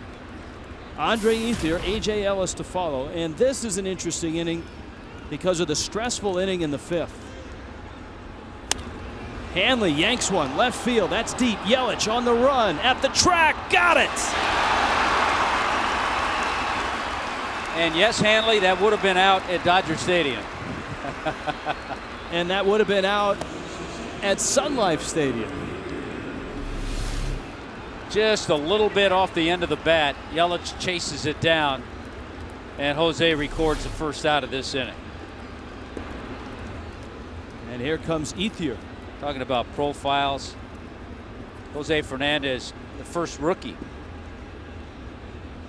with 4 10 or more strikeout games since Cole Hamels in 2006. There are a lot of things you could profile Jose Fernandez on. You see Fernandez dragging his hand in the dirt, working the side of his pants, that trademark dirty right side. Didn't have the rosin bag growing up. He's old school. He likes to use that dirt.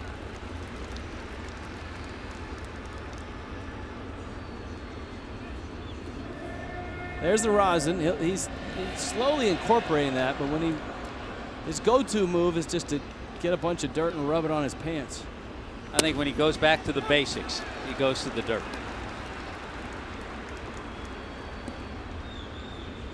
You see the right hip. 1-2 pitch. Wow, there's a pitch we have not seen any. Slow breaking ball, and it pops Ethier in the knee. That was one of those where it wasn't high velocity, but that must have just hit Ethier in the exact wrong spot. We have not seen him, I don't recall, use that pitch. That real slow curveball that way.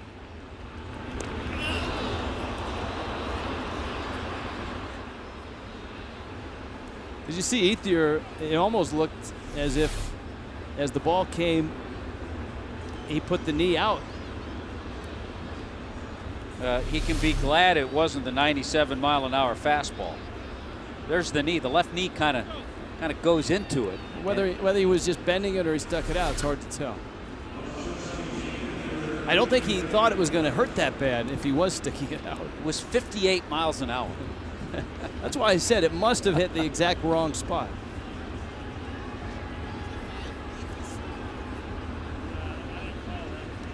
I mean, you get run off the turnpike at 58 miles an hour. Here's A.J. Ellis. He bounced out. Back in the 4th. Smokes one in the corner and foul.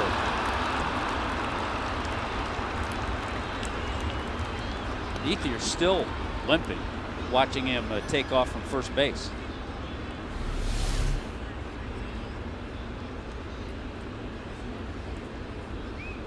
Probably the best thing for it once you loosen it up that way.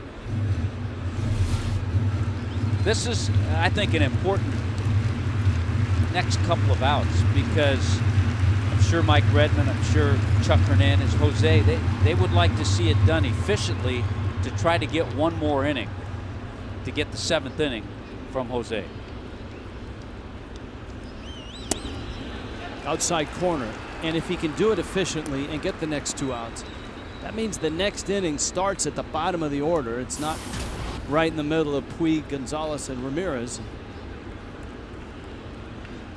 Fernandez had to pitch his way out of the 5th, and he did that by striking out Puig and striking out Gonzalez with the bags loaded. Breaking ball, swing and a miss. So there's a strikeout of Ellis. He's got 2 outs. Here comes Juan Uribe. No Dodger dogs, but you can eat all you want. Come on in, Marlins Dodgers on a Thursday afternoon. Remember, it's a 12:40 start on Thursday. Go to your local Subway restaurant, get a voucher for a discounted $5 ticket. All seniors 55 and older can receive complimentary tickets on Senior Ticket Thursdays, presented by Wellmax Medical Center. Here's Juan Uribe. And Uribe takes up. Got a text from part of our crack staff out at the Budweiser bar saying that even out there they can hear the pop of the catcher's glove from Fernandez's fastballs.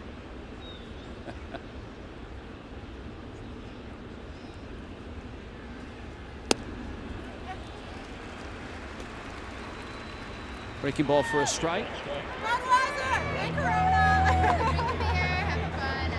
Somewhere on that countertop, the bar top, where Stanton's home run landed the other night. Are you going to identify the member of the crack staff that's out there, or? No, it's an incognito crack staff. 1-1. 2 balls and a strike. And Jose's going to have to try to do something he hasn't done tonight, and that's retire Juan Uribe. Look at that, 3 for 3 in his career. 2 hits in this one. That's right. His hit in L.A. was a pinch hit.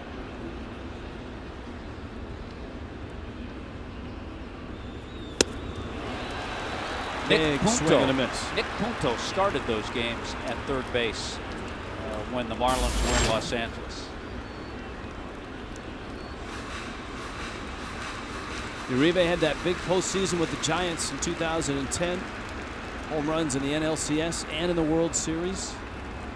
Of course, he was a world champion with the White Sox as a shortstop. Did he go? No. That was close. Well, that was real close.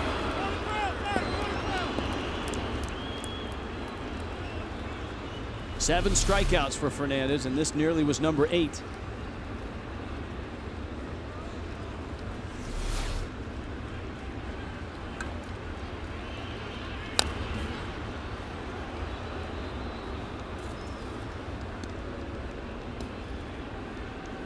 Count full, 3-2.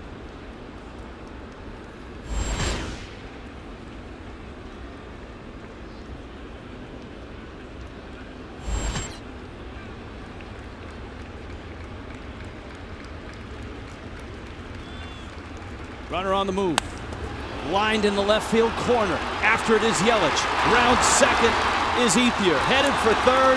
Now headed for home. This game is tied. And Juan Uribe does it again.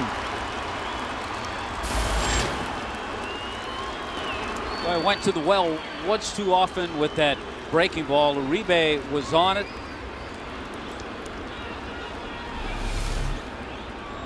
Mathis's target was away, but it was middle of the plate. Look at pitch number 7. The breaking ball stayed middle.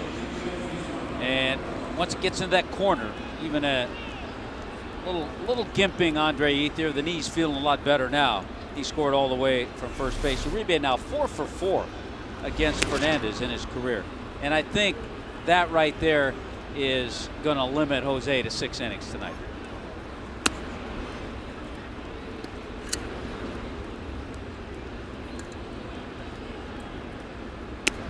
I mean, especially because his last 2 innings have been stressful innings. The 5th, where he had the bags loaded and nobody out. He got out of that with just the 1 run. And then here, hitting Ethier turns out to be a problem because Ethier ends up scoring on Uribe's double. And also in that 5th inning, we talked about it at the time, the error by Ed Lucas. It extended things and made him really work in that inning. Now he has to get Ryu out, and that's not a layup, so to speak, as Ryu pirouettes on the swing. Yeah, a couple of doubles, a triple this year. He lined to center back in the 2nd. It was Ryu's bunt that Mathis pounced on and threw to 3rd that Lucas dropped. That started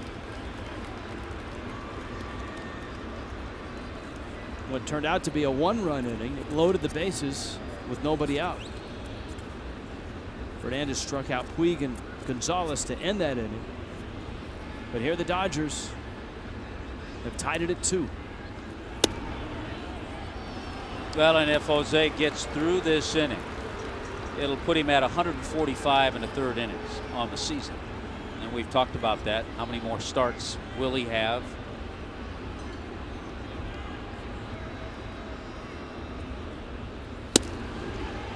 A strike. 2-2. Miami's bullpen stirs. A.J. Ramos.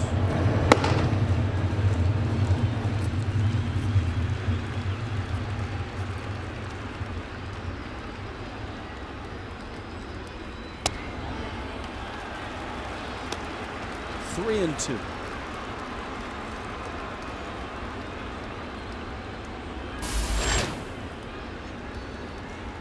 There's Crawford.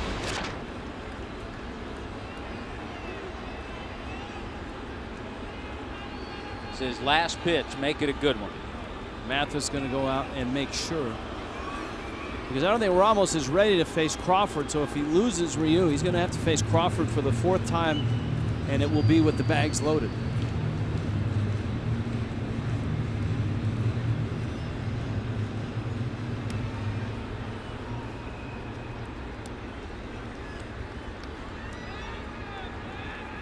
Three-2.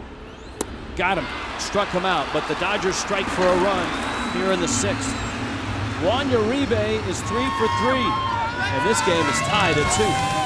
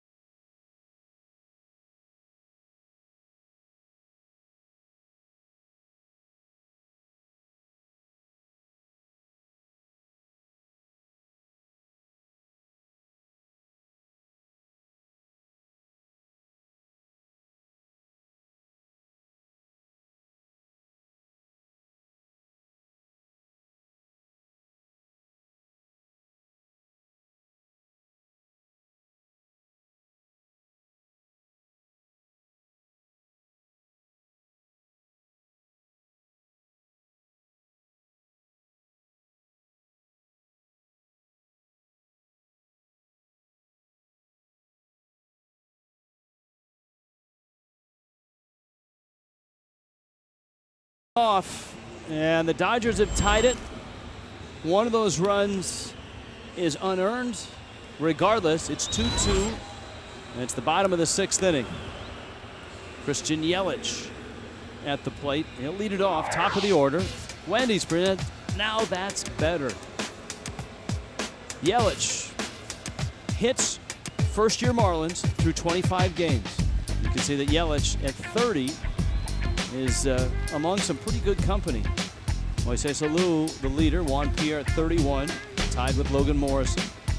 Emilio Bonifacio, Tommy, is getting time and playing pretty well with the Kansas City Royals right now. I think that's been, number one, we thought at the time it was a good move for Kansas City, and I think it's been a nice move for Bonifacio as well. Gets himself back in a little bit of a race. Ryu, as we noted, after giving up the 2 runs in the 3rd, has retired 7 straight. Yelich's double drove in the 1st run in the 3rd, and it was to left field. It was over Crawford's head. It scored Fernandez, who was at first base. And Ryu nearly clips him with an off-speed pitch.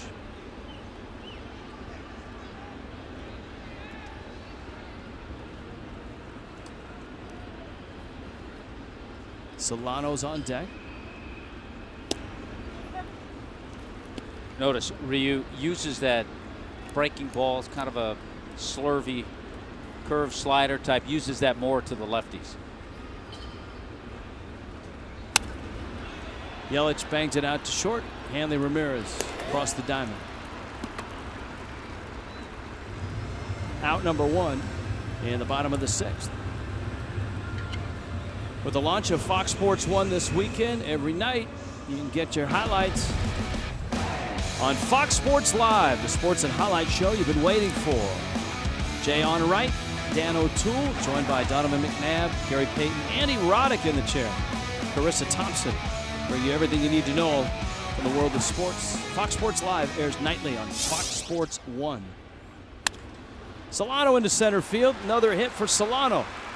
He's been on base all 3 times, a couple hits and a walk, and he's aboard. Here comes Giancarlo Stanton.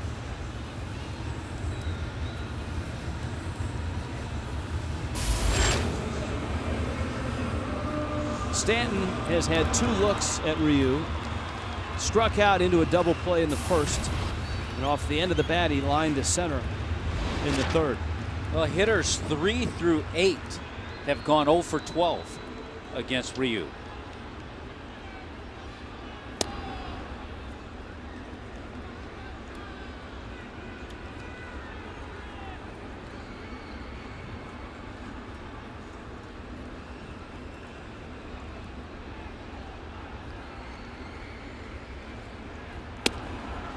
He stays away, and it's 2-0. Would you think backwards and sit on that changeup here? Well, he saw it 3-2. You could do it one time.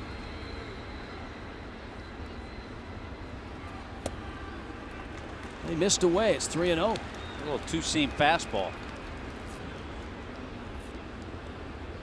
Here you give him the green light and hope he gets fastball.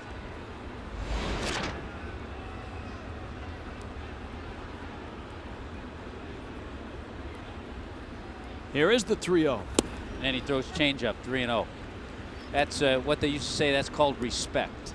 Respect to Stanton's power. Let's see if he doubles up.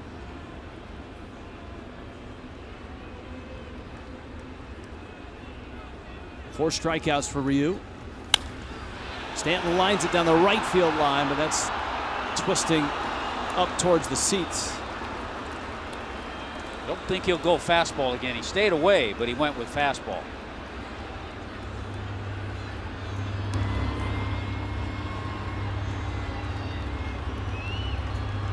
Now 3-2.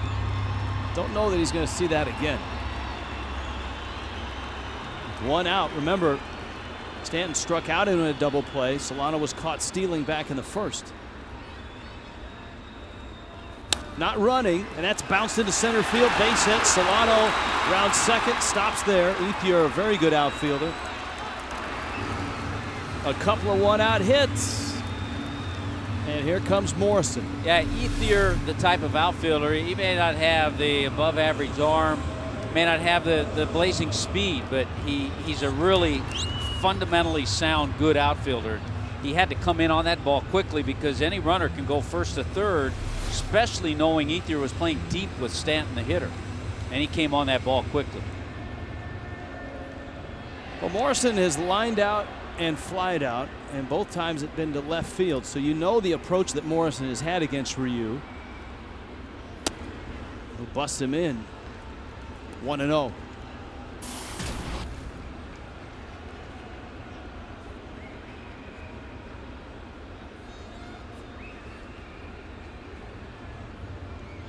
It's funny, that 271 average with runners in scoring position, that's right where he's hitting overall. He's at 270 right now. That just misses. Good at bats this inning from the Marlins. Chris Withrow in Los Angeles' bullpen.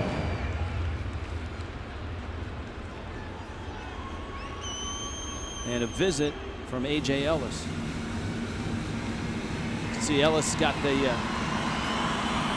fingernails all illuminated. Everybody's coming in now. Yeah, they're going to calm him down. They're going to give Withrow a little more time to throw down in the bullpen. And on his way out to the mound is Rick Honeycutt. And that adds a little more time. So certainly they wouldn't bring Withrow in to finish against Morrison, but Lucas and Echeverria are on deck. The interpreter is out. New rule this year, pitching coaches or managers can take an interpreter to the mound, regardless of whether it's for Spanish, for Korean, for Japanese. And you notice Ryu doesn't have to put the glove over his mouth. That's a good point.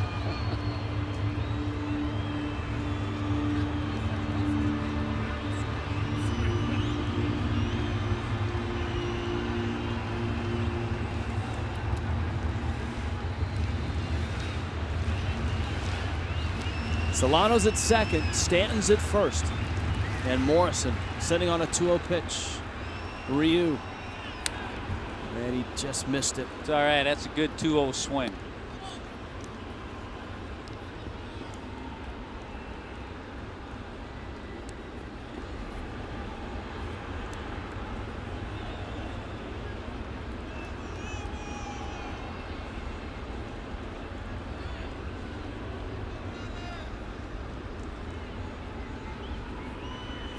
Morrison cranks it, right field, in the corner. That's fair. Solano scores. Stanton to third. He'll hold there. And it's 3-2. He almost hit it too hard because Puig got to the ball quickly. They caromed off the wall, and Stanton had to stop at third base. But Miami reclaims the lead. Boy, a couple of terrific swings. Nice at bat by Logan Morrison to get himself in this position and then have the two swings that he had, 2-0 and then 2-1. It's that ball on the nose. Solano able to score. Stanton gets to third, and Mattingly has a decision to make. They're going to intentionally walk Ed Lucas to bring Echeverria up, and you would expect they'll bring the right-hander out of the bullpen to face Echeverria. The other nice thing about this is right now Jose Fernandez is the pitcher of record, and the Marlins have taken the lead. He's had a number of games go the other way for him, so you'd love to see the Fish add on a little bit more.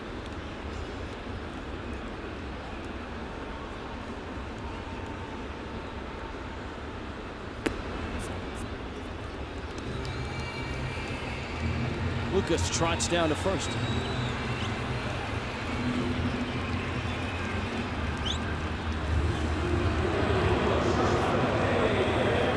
Fernandez, as usual, on that top rail, and there's no movement to go get the right-hander. Withrow has been warm and ready for some time. When these situations have been tough for Echeverria, he has grounded into 16 double plays. And with the changeup that Ryu throws, that's a perfect recipe for a ground ball to short. Dodgers infield playing for two. Echeverria fouls it back. And yes, he got the changeup first pitch. It looked like the Dodgers were doing everything they could to stall to get the right-hander ready. And now that he's ready, they're sticking with Ryu.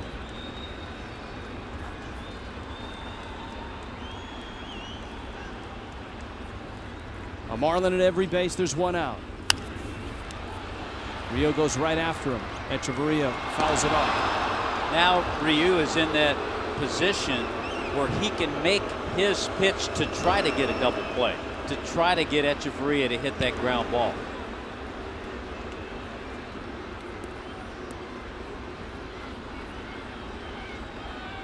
Lucas, the runner, at first. Morrison at second. Stanton at third. 0-2. It's in. And Etch was kind of leaning out thinking changeup. What if he goes in fastball, changeup away? Stanton's single followed Solano's base hit. Morrison's double chased Solano home. Lucas was intentionally walked. Ryu out in front of Echeverria. And there's the soft away on the changeup. Now it's 2-2. It's a good game of chess here between the managers and between Ryu and Echeverria. This is great one-on-one stuff.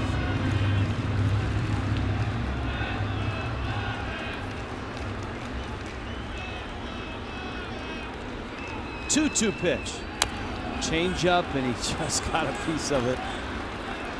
And that's what the Dodgers want. They want Echeverria to try to roll over on that soft changeup away. Now, will he triple up on it, or will he go back in with that fastball? Yesterday, in the bottom of the ninth, when the Dodgers needed a double play to get out of the inning and get to extras, they got the double play ball, but Hanley Ramirez kicked it. A game-winning error. 2-2. Ground ball. Ramirez has this one. Ellis turns it, and the Dodgers get their double play. And Mattingly's move pays off. Miami gets a run. Fernandez in line for the win, but there's a long way to go in Miami tonight.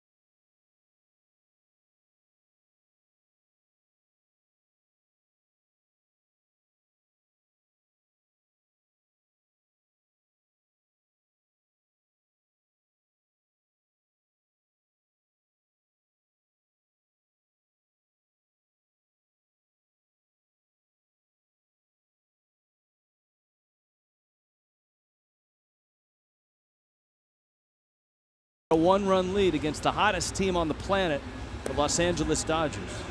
Danny Echeverria, frustrating number 17, and that ties him with Michael Young, fourth for grounding into double plays, most in the National League. Matt Holliday is up at 27. Wow. You know, it's a question it doesn't have a defining answer, but you know, why does Echeverria hit into so many double plays? A lot of it is he gets himself in counts where a pitcher can make that pitch, and then early in the count when you maybe can get a pitch to drive, or he should think the other way a little bit. He hasn't found that yet, so hopefully that won't translate year after year. Top of the order, A.J. Ramos steps right into the fire. Truly the hot sauce spotlight player. Carl Crawford grew up in Houston. Of course, a star with the Rays, a four-time All-Star, Silver Slugger, Gold Glover. The perfect storm. Was it he and Michael Bourne? Michael Bourne played on the same Little League team together. That's some speed. Now, the other night, when Ramos came in the eighth inning against the Giants, he walked 3 in a row after getting a strikeout. And Morrison gathers it. Ramos gets there just in front of Crawford. There's a little backwards pitching there. Fell behind 2-0 and got Crawford with a changeup. For an out here in the 7th. This will be an interesting at bat. Here's a look on the super slow-mo. Super slow-mo of Lomo. And he gets the out. Remember the last at bat by Yasiel Puig in the 5th. Puig exchanged words with John Hirschbeck and then almost spun out of control inside the Dodger dugout. Had to be restrained by a couple of teammates and was fortunate that he wasn't thrown out of the game.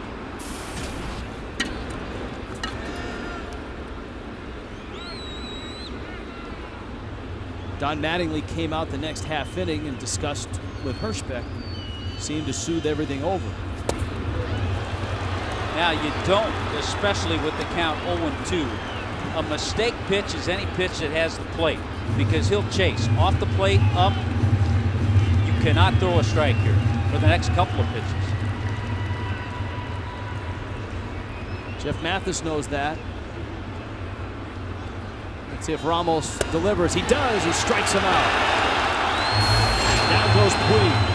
Boy, that's a good job by A.J. Ramos. Yasiel Puig now 0 for his last 10. With 4 strikeouts. And look at it on Checkers, the Fox track way out of the zone.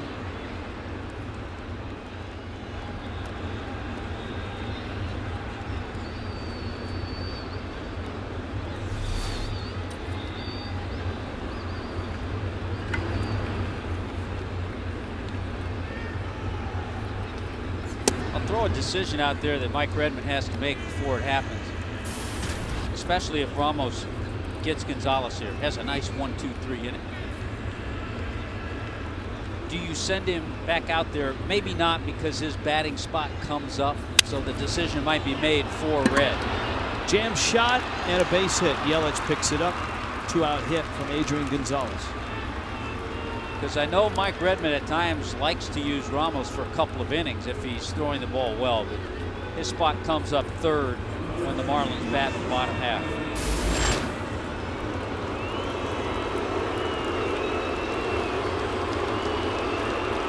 Warm reception for Hanley every time he's come up.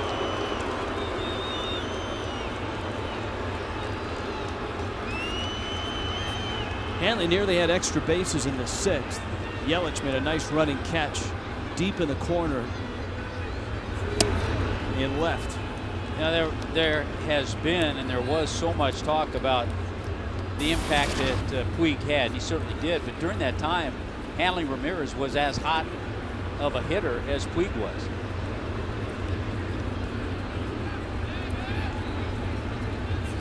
And contributed just as much as Puig contributed, if not more. But of course, he wasn't a 22-year-old rookie, and he didn't. I mean, Hanley has flair. There's no question about that. He's got bling. We've all seen that, but not to the degree that Puig has.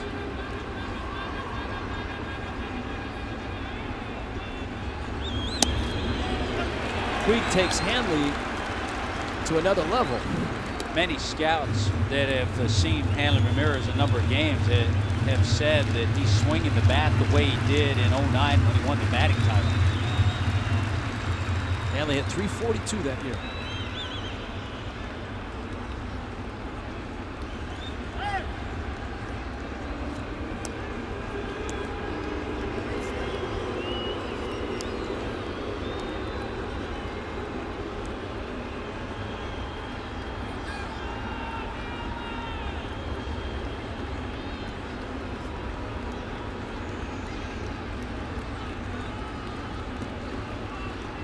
One-two to Hanley Ramirez.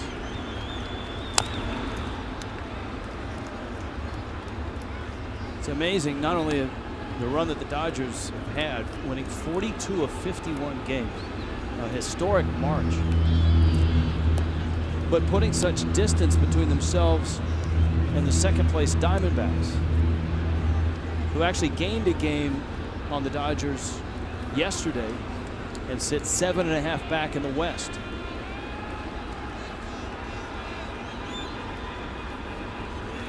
And Hanley waves at a breaking ball. Ramos with a nifty inning in the 7th. 7th inning stretch. Good buzz, good crowd, terrific game.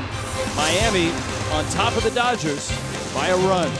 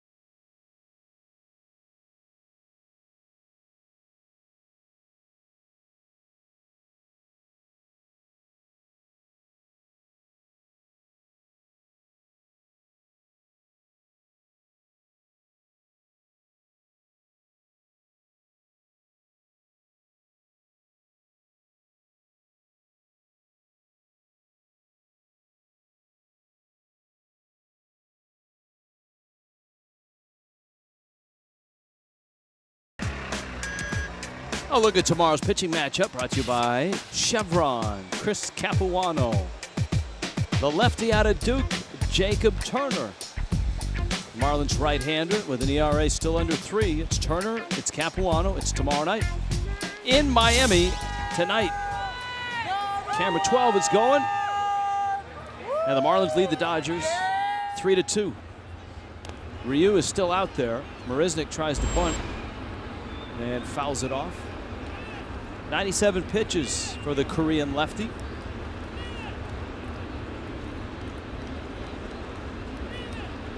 Jeff Mathis, and as Tommy pointed out, the pitcher spot. Withrow for the second time is throwing. And the Marlins have to get someone ready. You know, if Ramos' spot came up in a bunting situation, Marisnik busts his bat. Ellis gathers it in and gets the out. Trying to figure out a way to keep A.J. Ramos around for another half inning. Yeah, that's a good thought. I think if it came up with a man on, I think we'd see Juan Pierre. Or maybe even a Greg Dobbs. Probably not Dobbs. And if it were a bunting situation, yeah, you could see Pierre against the lefty, but it looks like Ruggiano stepping in the on-deck circle now. Mathis gets that off the end of the bat, shallow left. Crawford settles and makes the catch. So with nobody on, it will be Justin Ruggiano. Well, we'll see if Don Mattingly lets the lefty face Ruggiano, who's been hot. He's got the right-hander ready.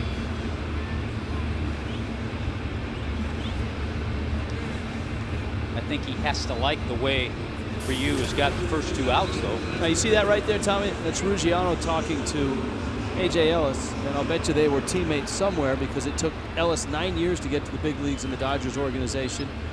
And, of course, Ruggiano was drafted by the Dodgers. Well, somewhere along the line, they know each other. Rick Honeycutt with translator. There are no subtitles allowed. Honeycutt to the translator to Ryu.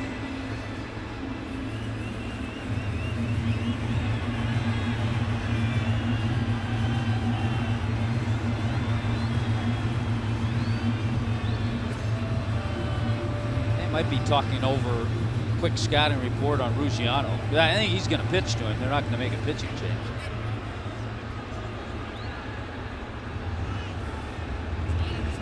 And A.J. Ellis may have said, I know this guy. Ruggiano, the big weekend, blasting a couple of home runs in one game against the Giants. That coming off snapping the 0 for 42. Here are the home runs.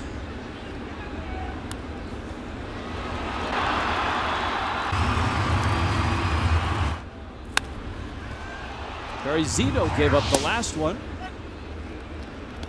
So he gets an AB against the lefty here.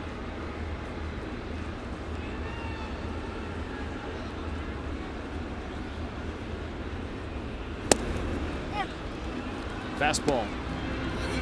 How about Vero Beach, 2005? They were teammates. There you go.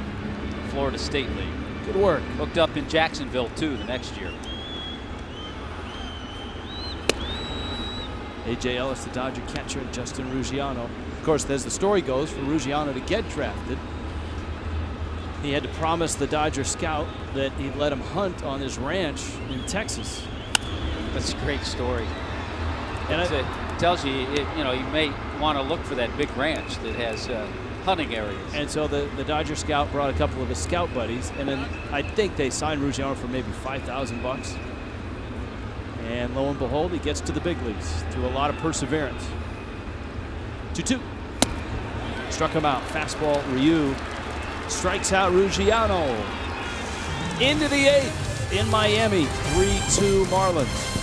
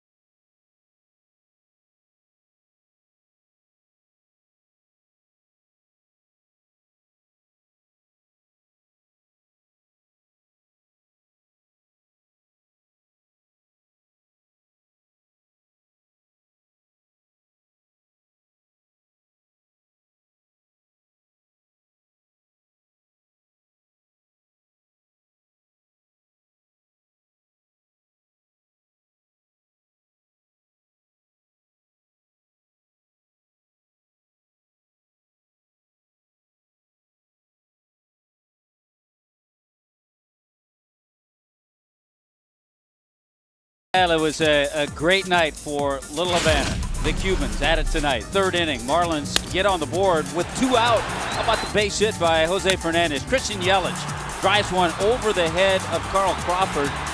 And scoring all the way from first was Jose. Base hit by Solano gives the Marlins their second run that inning. They had a 2-0 lead. In the 5th, good play by Mathis. Ed Lucas was thinking a little bit too much, tried to get the double play. The Dodgers end up getting a run on this fielder's choice. It's an unearned run. Marlins held on to a 2-1 lead. Big strikeout getting Puig. How about the tough hitter Adrian Gonzalez in the 6th inning?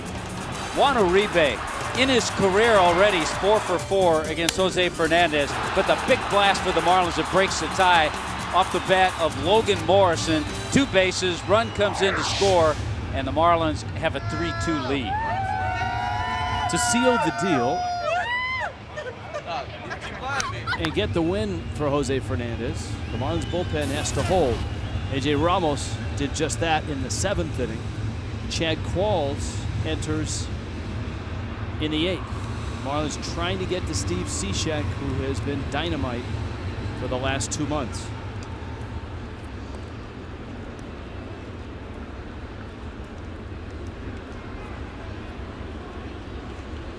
Andre Ethier, A.J. Ellis, and then Uribe. Ball starts with a fastball, swung on and missed.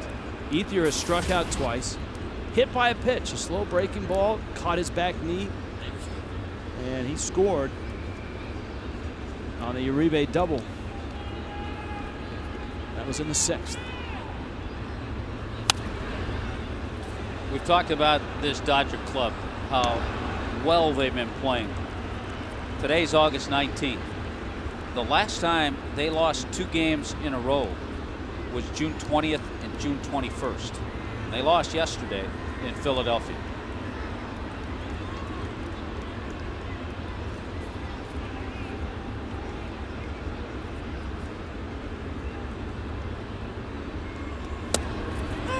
Struck him out. Ethier didn't like it. Down he goes. Watch the Fox tracks here. Oh, it's right. Oh, that's perfect. On the black. That is a strike. Toyota Trent, 42-9 run. In that time span, Atlanta and Detroit have both won 33 games. But the Dodgers have won 9 more games and lost just 9. June 22nd, shortly after they lost that 2 in a row, they were 30-42. They were 12 games under 500.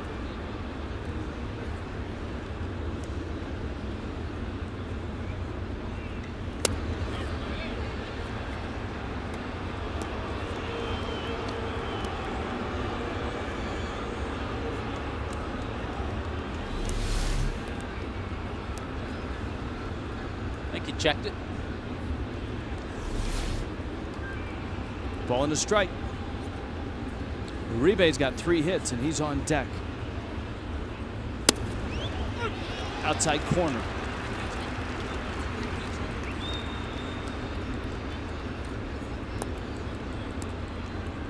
I don't know if Hanley Ramirez is he saying that pitch is that far outside? Now, is that a Scully he's got on there? Yeah, in L.A., you know what they call it, though. The VIN. The VIN. I don't know if that's the official Dodger Scully, though. Lucas on the run, makes a play. There's 2 outs, and here comes Uribe, and here come the Rockies.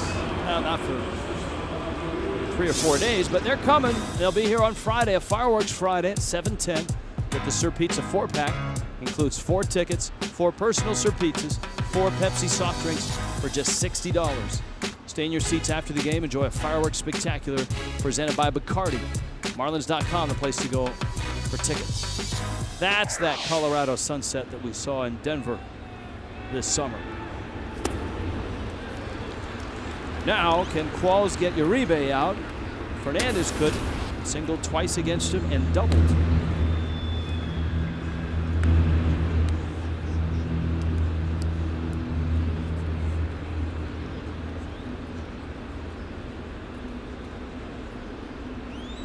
gentleman that Craig interviewed in the stands nailed this one. Said this has a playoff atmosphere. Echeverria sets his feet, throws a dart. 1, 2, 3 goes Chad Qualls through the 8th, and Miami is hanging on to a 1-run lead.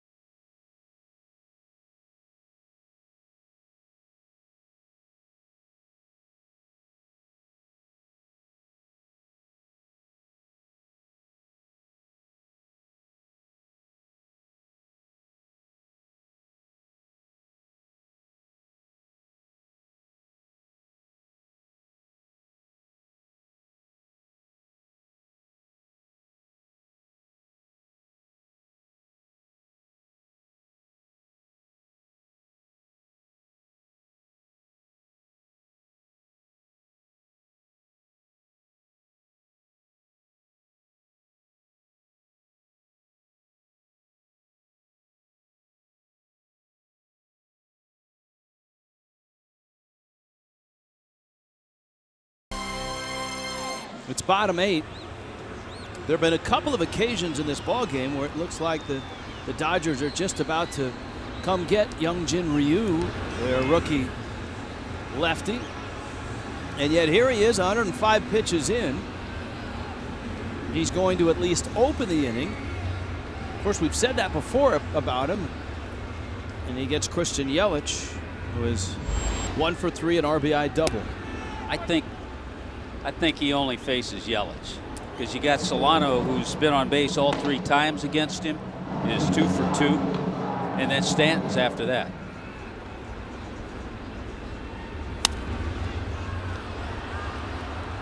Toward the seats and out of play.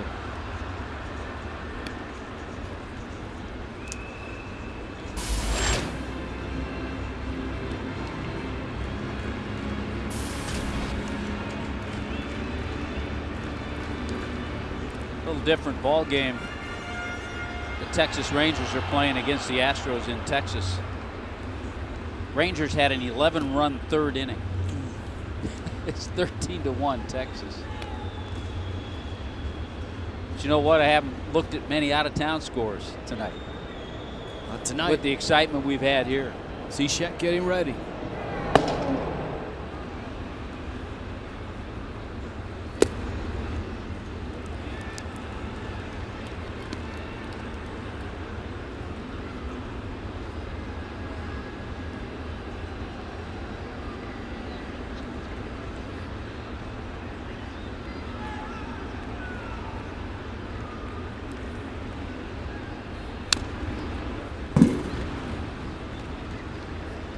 Two balls, 2 strikes. Tell you what, there have been a couple of key hits from left-handed bats against Ryu. The double by Yelich in the 3rd inning that drove in a run, drove home Jose Fernandez, and then Logan Morrison's double. 5 strikeouts, a couple walks for Ryu. Withrow joined by the left-hander.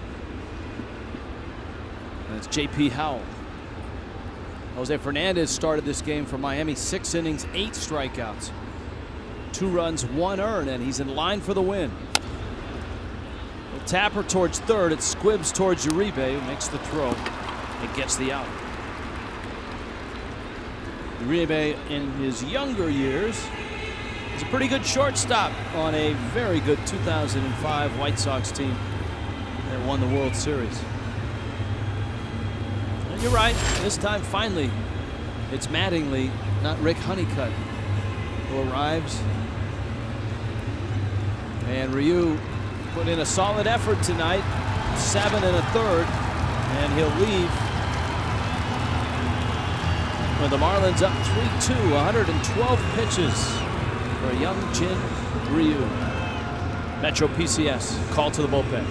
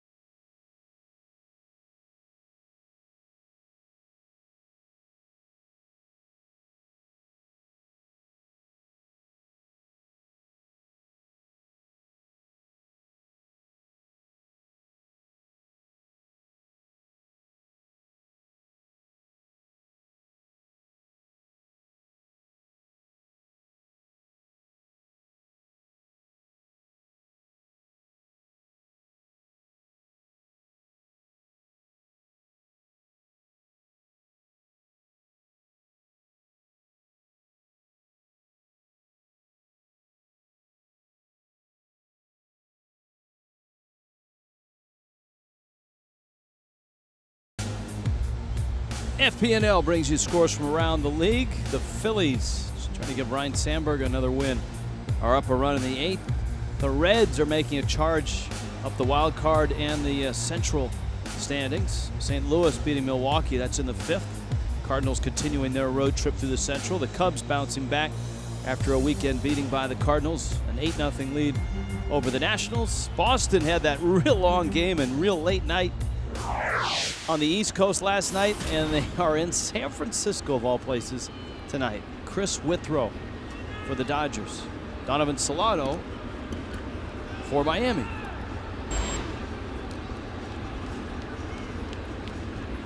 And Withrow splits the plate.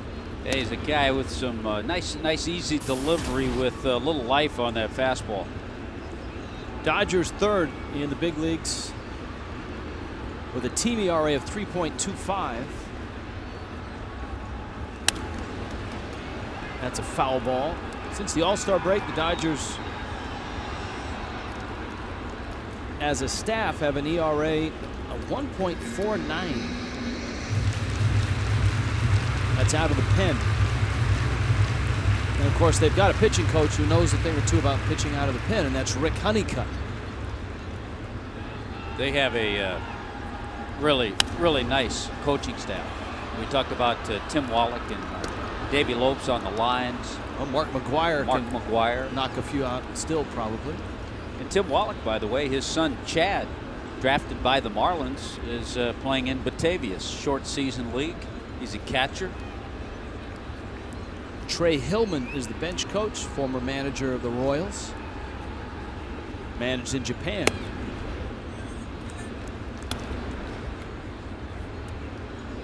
Fastball up, 1-2. So that staff would give that staff in Arizona a pretty good run for their money. If a game broke out? If a game broke out, yeah.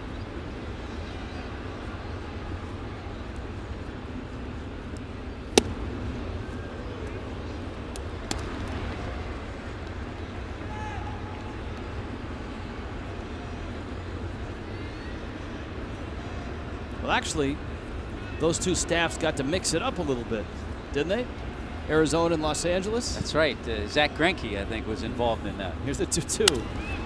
That one line fouling out of play. McGuire Remember Matt Williams was in the middle of it? Kirk Gibson.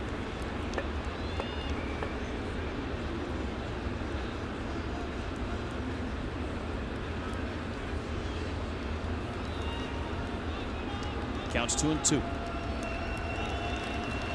Solano drove in a run with a single in the third, singled and scored in the sixth, walked all the way back in the first. Withrows 2-2. Backs him off the plate. See that real easy delivery that Withrow has. Withrow with Albuquerque this year was dominant. 24 games, a 1.78 ERA that got him promoted to the big leagues. And he's pitched real well once he's arrived here, as is evident from that live fastball that strikes out Solano. Yeah, he'll give you that, and then he has that nice curveball go along with it.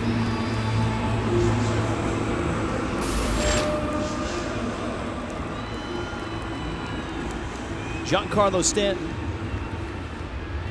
Stanton had a nice hit in that sixth inning after the Solano single.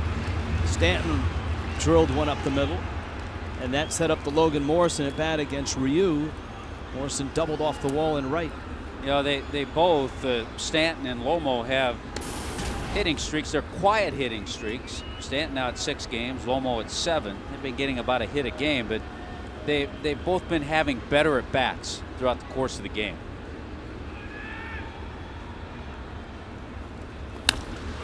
Drive, left center, deep, get out! Like a rocket! Stanton drills one. Light that baby up! It's 4-2. Wow!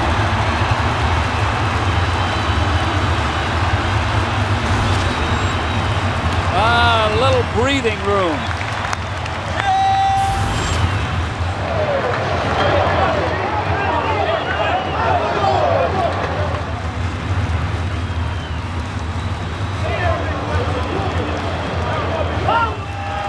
A solo shot here in the 8th. Don Mattingly's going to the bullpen again. There wasn't a question as to whether it was going out. The only question is, what would it break when it got out? Boy, did it get out in a hurry. Metro PCS called to the pen.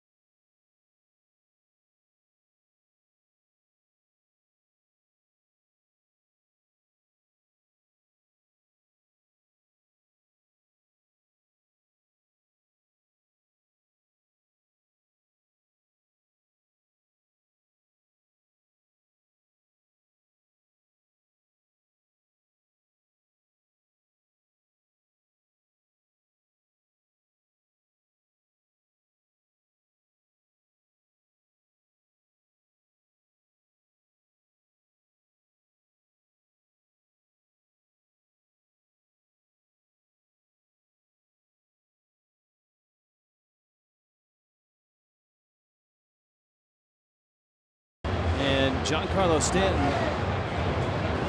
just hit an absolute bolt to left center field. J.P. Howell arrives on the scene, and he gets Morrison with 2 outs and an extra run for Steve Cishek. 12 of Stanton's 15 home runs have been hit here at home.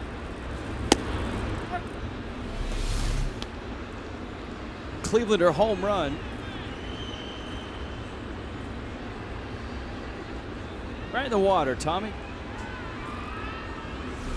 Sort of. Yeah, you're right about lasers. Some are majestic. See, some guys can't hit an assortment of home runs. Stanton can hit all kinds. 106 miles an hour off the bat.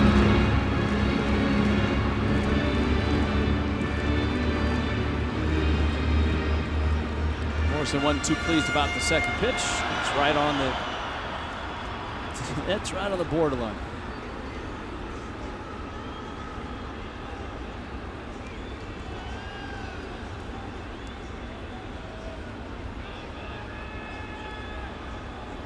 J.P. Howell has been hot. That's the other thing too. While we focus on the offensive numbers for the Dodgers, we threw out that bullpen ERA, a 1.49 since the All-Star break.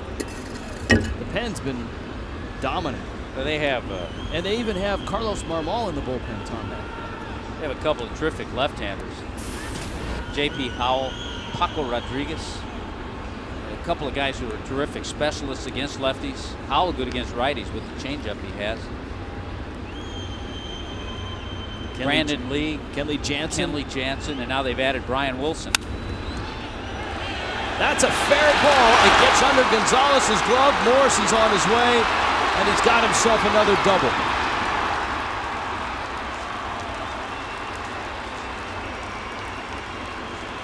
Seven-game hit streak. 13 doubles now on the season.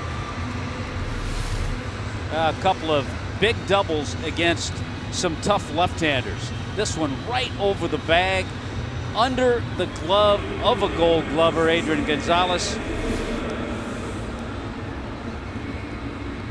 Oh, what a great job of hitting by Lomo.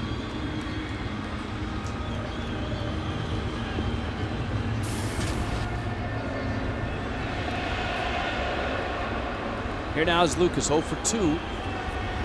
Morrison out at second with 2 outs. Steve Cishek is more than ready in the bullpen. He's been standing and watching and waiting.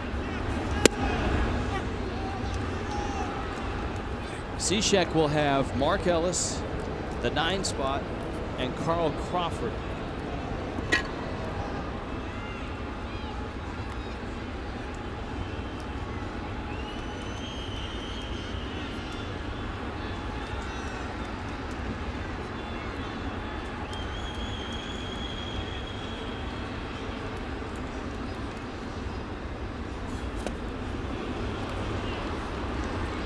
Howell gets strike 2, and it's 0-2. The initial numbers, 428 on the home run by Stanton. But the true distance, we've learned, once calculated, normally will stretch it out. His is one, or the one tonight was one that speed was more important. Jose Fernandez been on the front rail ever since he came out. He threw 6 innings. And he's in line for the win.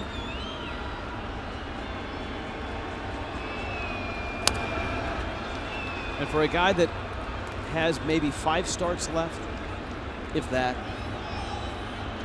and has the credentials certainly to be in that Rookie of the Year conversation, this would be a nice win to get, to put on that resume. Yeah, this is a nice showcase game. One of the other rookies involved in it, 2 rookies with Puig and Ryu, the pitcher. And also this game will get a little national attention because of the way the Dodgers play. Long sequence from A.J. Ellis, the catcher. J.P. Howell. Liner to left. Morrison. He's going to score. And then Lucas has got an RBI hit. 5-2.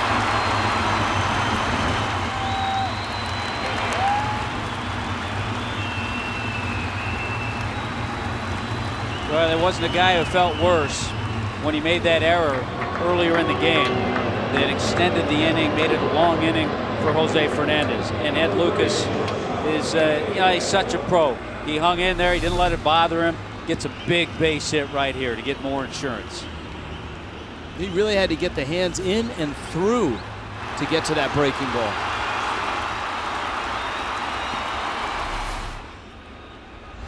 Echeverria. So a 5-2 lead. The Diamondbacks, as we noted, 7.5 behind the Dodgers, and 2 runs behind the Reds tonight, 5-3, bottom 8 in Cincinnati. Echeverria, it's a foul ball.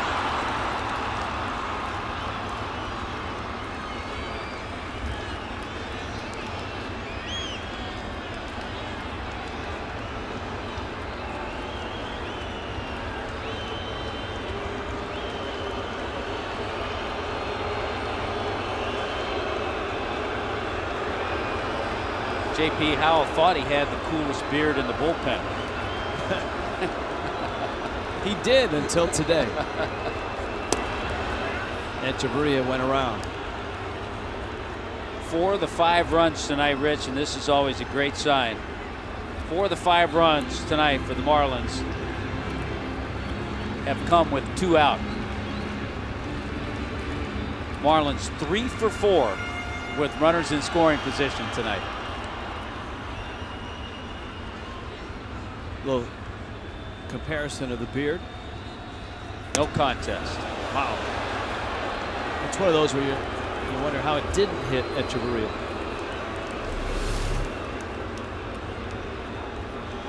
Wow. That's not easy to do for a catcher. It's not easy to catch either. If you're A.J. Ellis.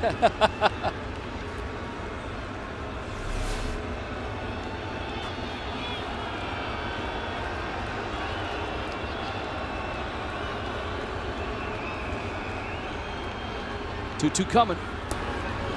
Check swing. No swing. Lucas moves up. Boy, hard to say if that might be a pass ball. We'll see if it's a pass ball or wild pitch.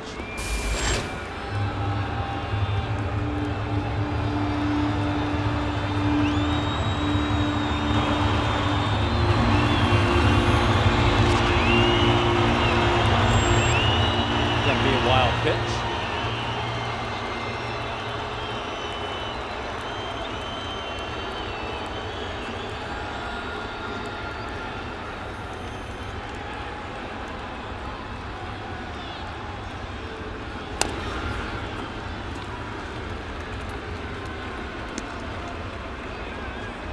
Full count, 2 outs.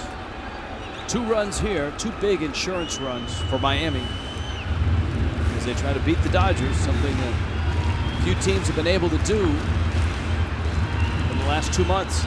Well, since the All-Star break, they're 25-4. That's it.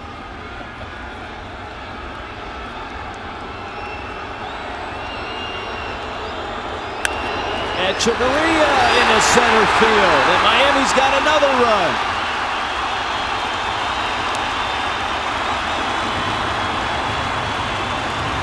Six to 2.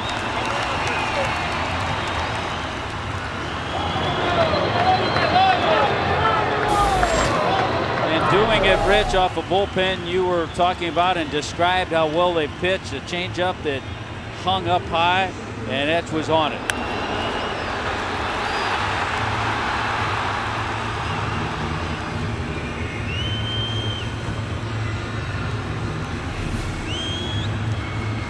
Don Mattingly is out again. Marisnick's coming up.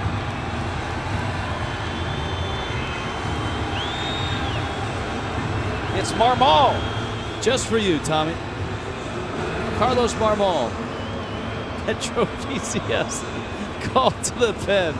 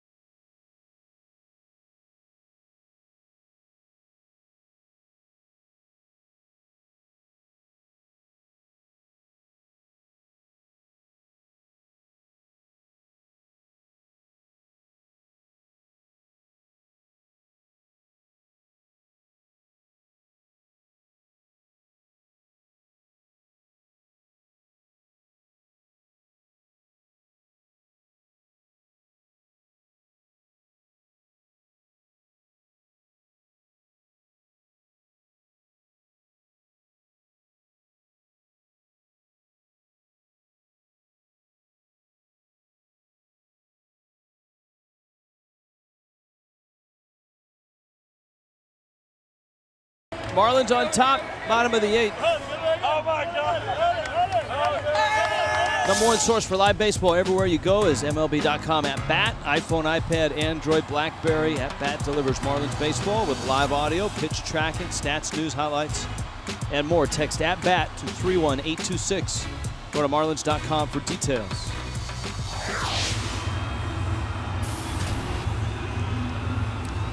Carlos Marmol, the deposed closer of the Cubs, was designated for assignment and then traded. Matt Guerrier going from the Dodgers to the Cubs. Dodgers also acquired an international signing slot, which has become valuable as a trading chip among teams now. Yeah, this is his 9th appearance as a Dodger. 9 innings, 7 strikeouts, 6 walks. Well, not a whole lot has changed, but still has great stuff. Runner goes, fastball in, Echeverria with a stolen base.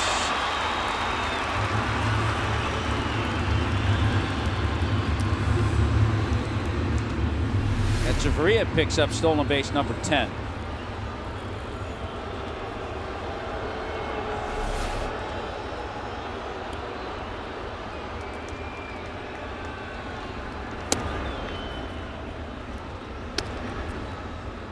Many times over the years, the different times we've seen Marmol, he'll struggle with the fastball, and the pitch that he can throw for a strike is that big sweeping slider.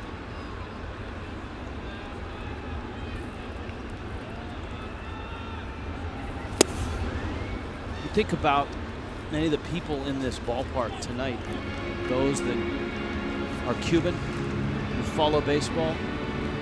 Here in Little Havana, in a ballpark that's in the neighborhood, a chance to watch Jose Fernandez start, Yasiel Puig for the Dodgers, and Adeiny Echeverria for the Marlins. That's significant stuff. You're right, Rich, and you know me, I'm one of the first to jump on fans when they don't come out. Fans have stepped up tonight, 27,000 plus.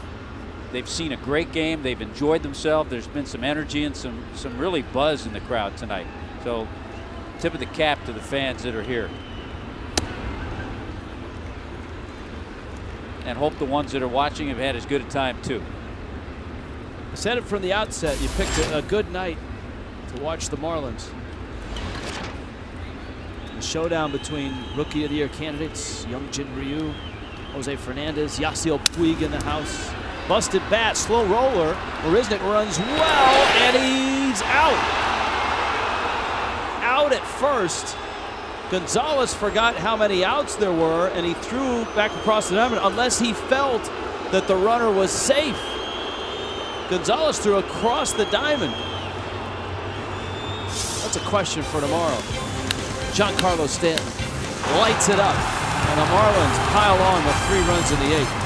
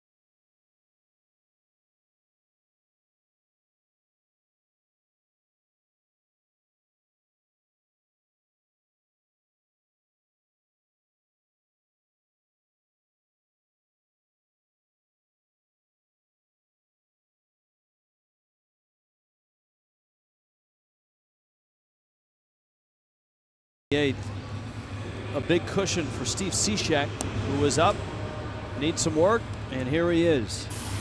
Cishek quiet certainly over the weekend until Sunday. And once Sunday hit, Cishek yesterday coming in, picking up his 27th save. This obviously not a save situation. But I think no need to sit him down. He was ready, and because his workload hasn't been that heavy lately, go ahead and get him out there. Yeah, I mean, as a manager, you heat your closer up, you might as well use him, because the pitches that he throws to get warm certainly count in his workload. Cishek, who always reads the biblical passage before he starts his inning. And he starts with Mark Ellis. Nice job by the bullpen. A.J. Ramos and Chad Qualls both had tough innings in tough spots of the order. Ramos had the top of the order, gave up just a single to Adrian Gonzalez. Qualls came in at Andre Ethier, and he went 1-2-3, including finished the inning by getting Juan Uribe, who was 3 for 3 before that at bat. Cishek sings one in. It's 0-2.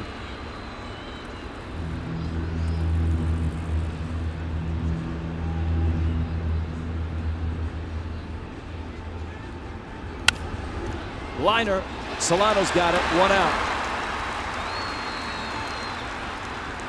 AT&T U-verse presenting our interactive poll. Poll question arrives. Has the resurgence surprised you? Hashtag yes at 57%. I think the slow start was a surprise.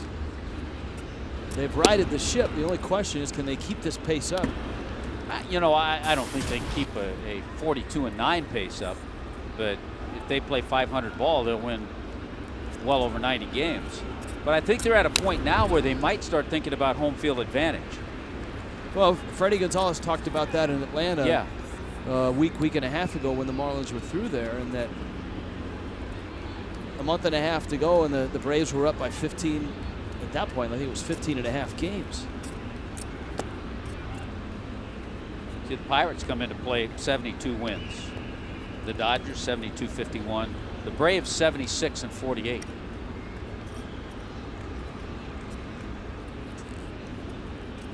And their lead is 15.5. Nice swing by Skip Schumacher. Yelich is there, and he runs it down. 2 loud outs from Cishek. Line drive outs. Coming up, Marlins Live postgame show presented by Checkers. Lots to like about this one, including Jeff Conine and his game face out there in center field. Look at Niner getting wired up out there. A lot of stuff to talk about. It's like Superman putting his cape on. That's a fair ball down the line. Carl Crawford has got a hit. Yelich picks it up. Crawford easily in with a double. A little part of this team that we haven't touched on, the Dodgers, with Schumacher pinch hitting, is they also have a very good and veteran bench. A guy like a Skip Schumacher, Jerry Hairston, Nick Punto. That's a great point. Punto did a great job when Hanley was on the DL. Those are all versatile, good players that can really help you in the National League. Yasiel Puig's night is an 0 for 4 night. A contentious strikeout in the 5th, in which he barked at John Hirschbeck, who barked right back. Puig goes after a breaking ball, hits it down the right field line towards the corner, and foul.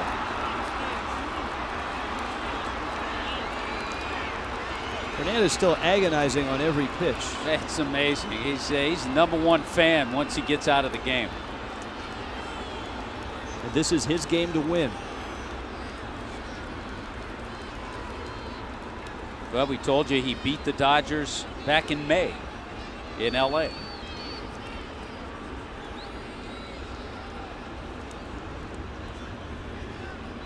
His ERA is down to 2.41.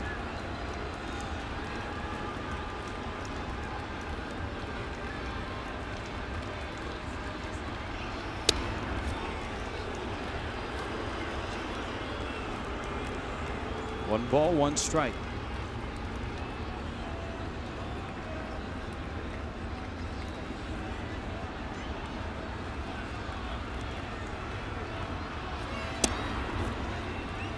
A pair of Cubans whose path to the major leagues very different.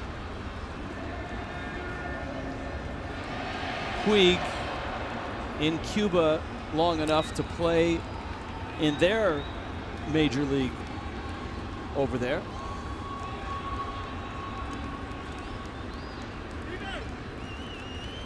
His path not as well documented as Jose Fernandez.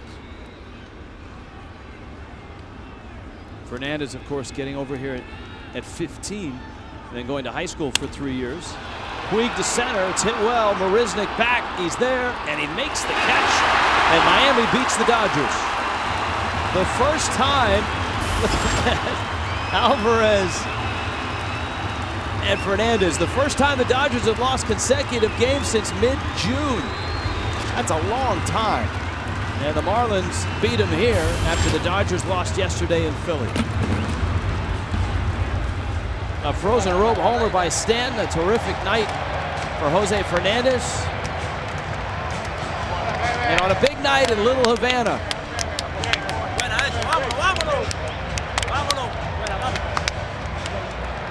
The Marlins take down the Dodgers.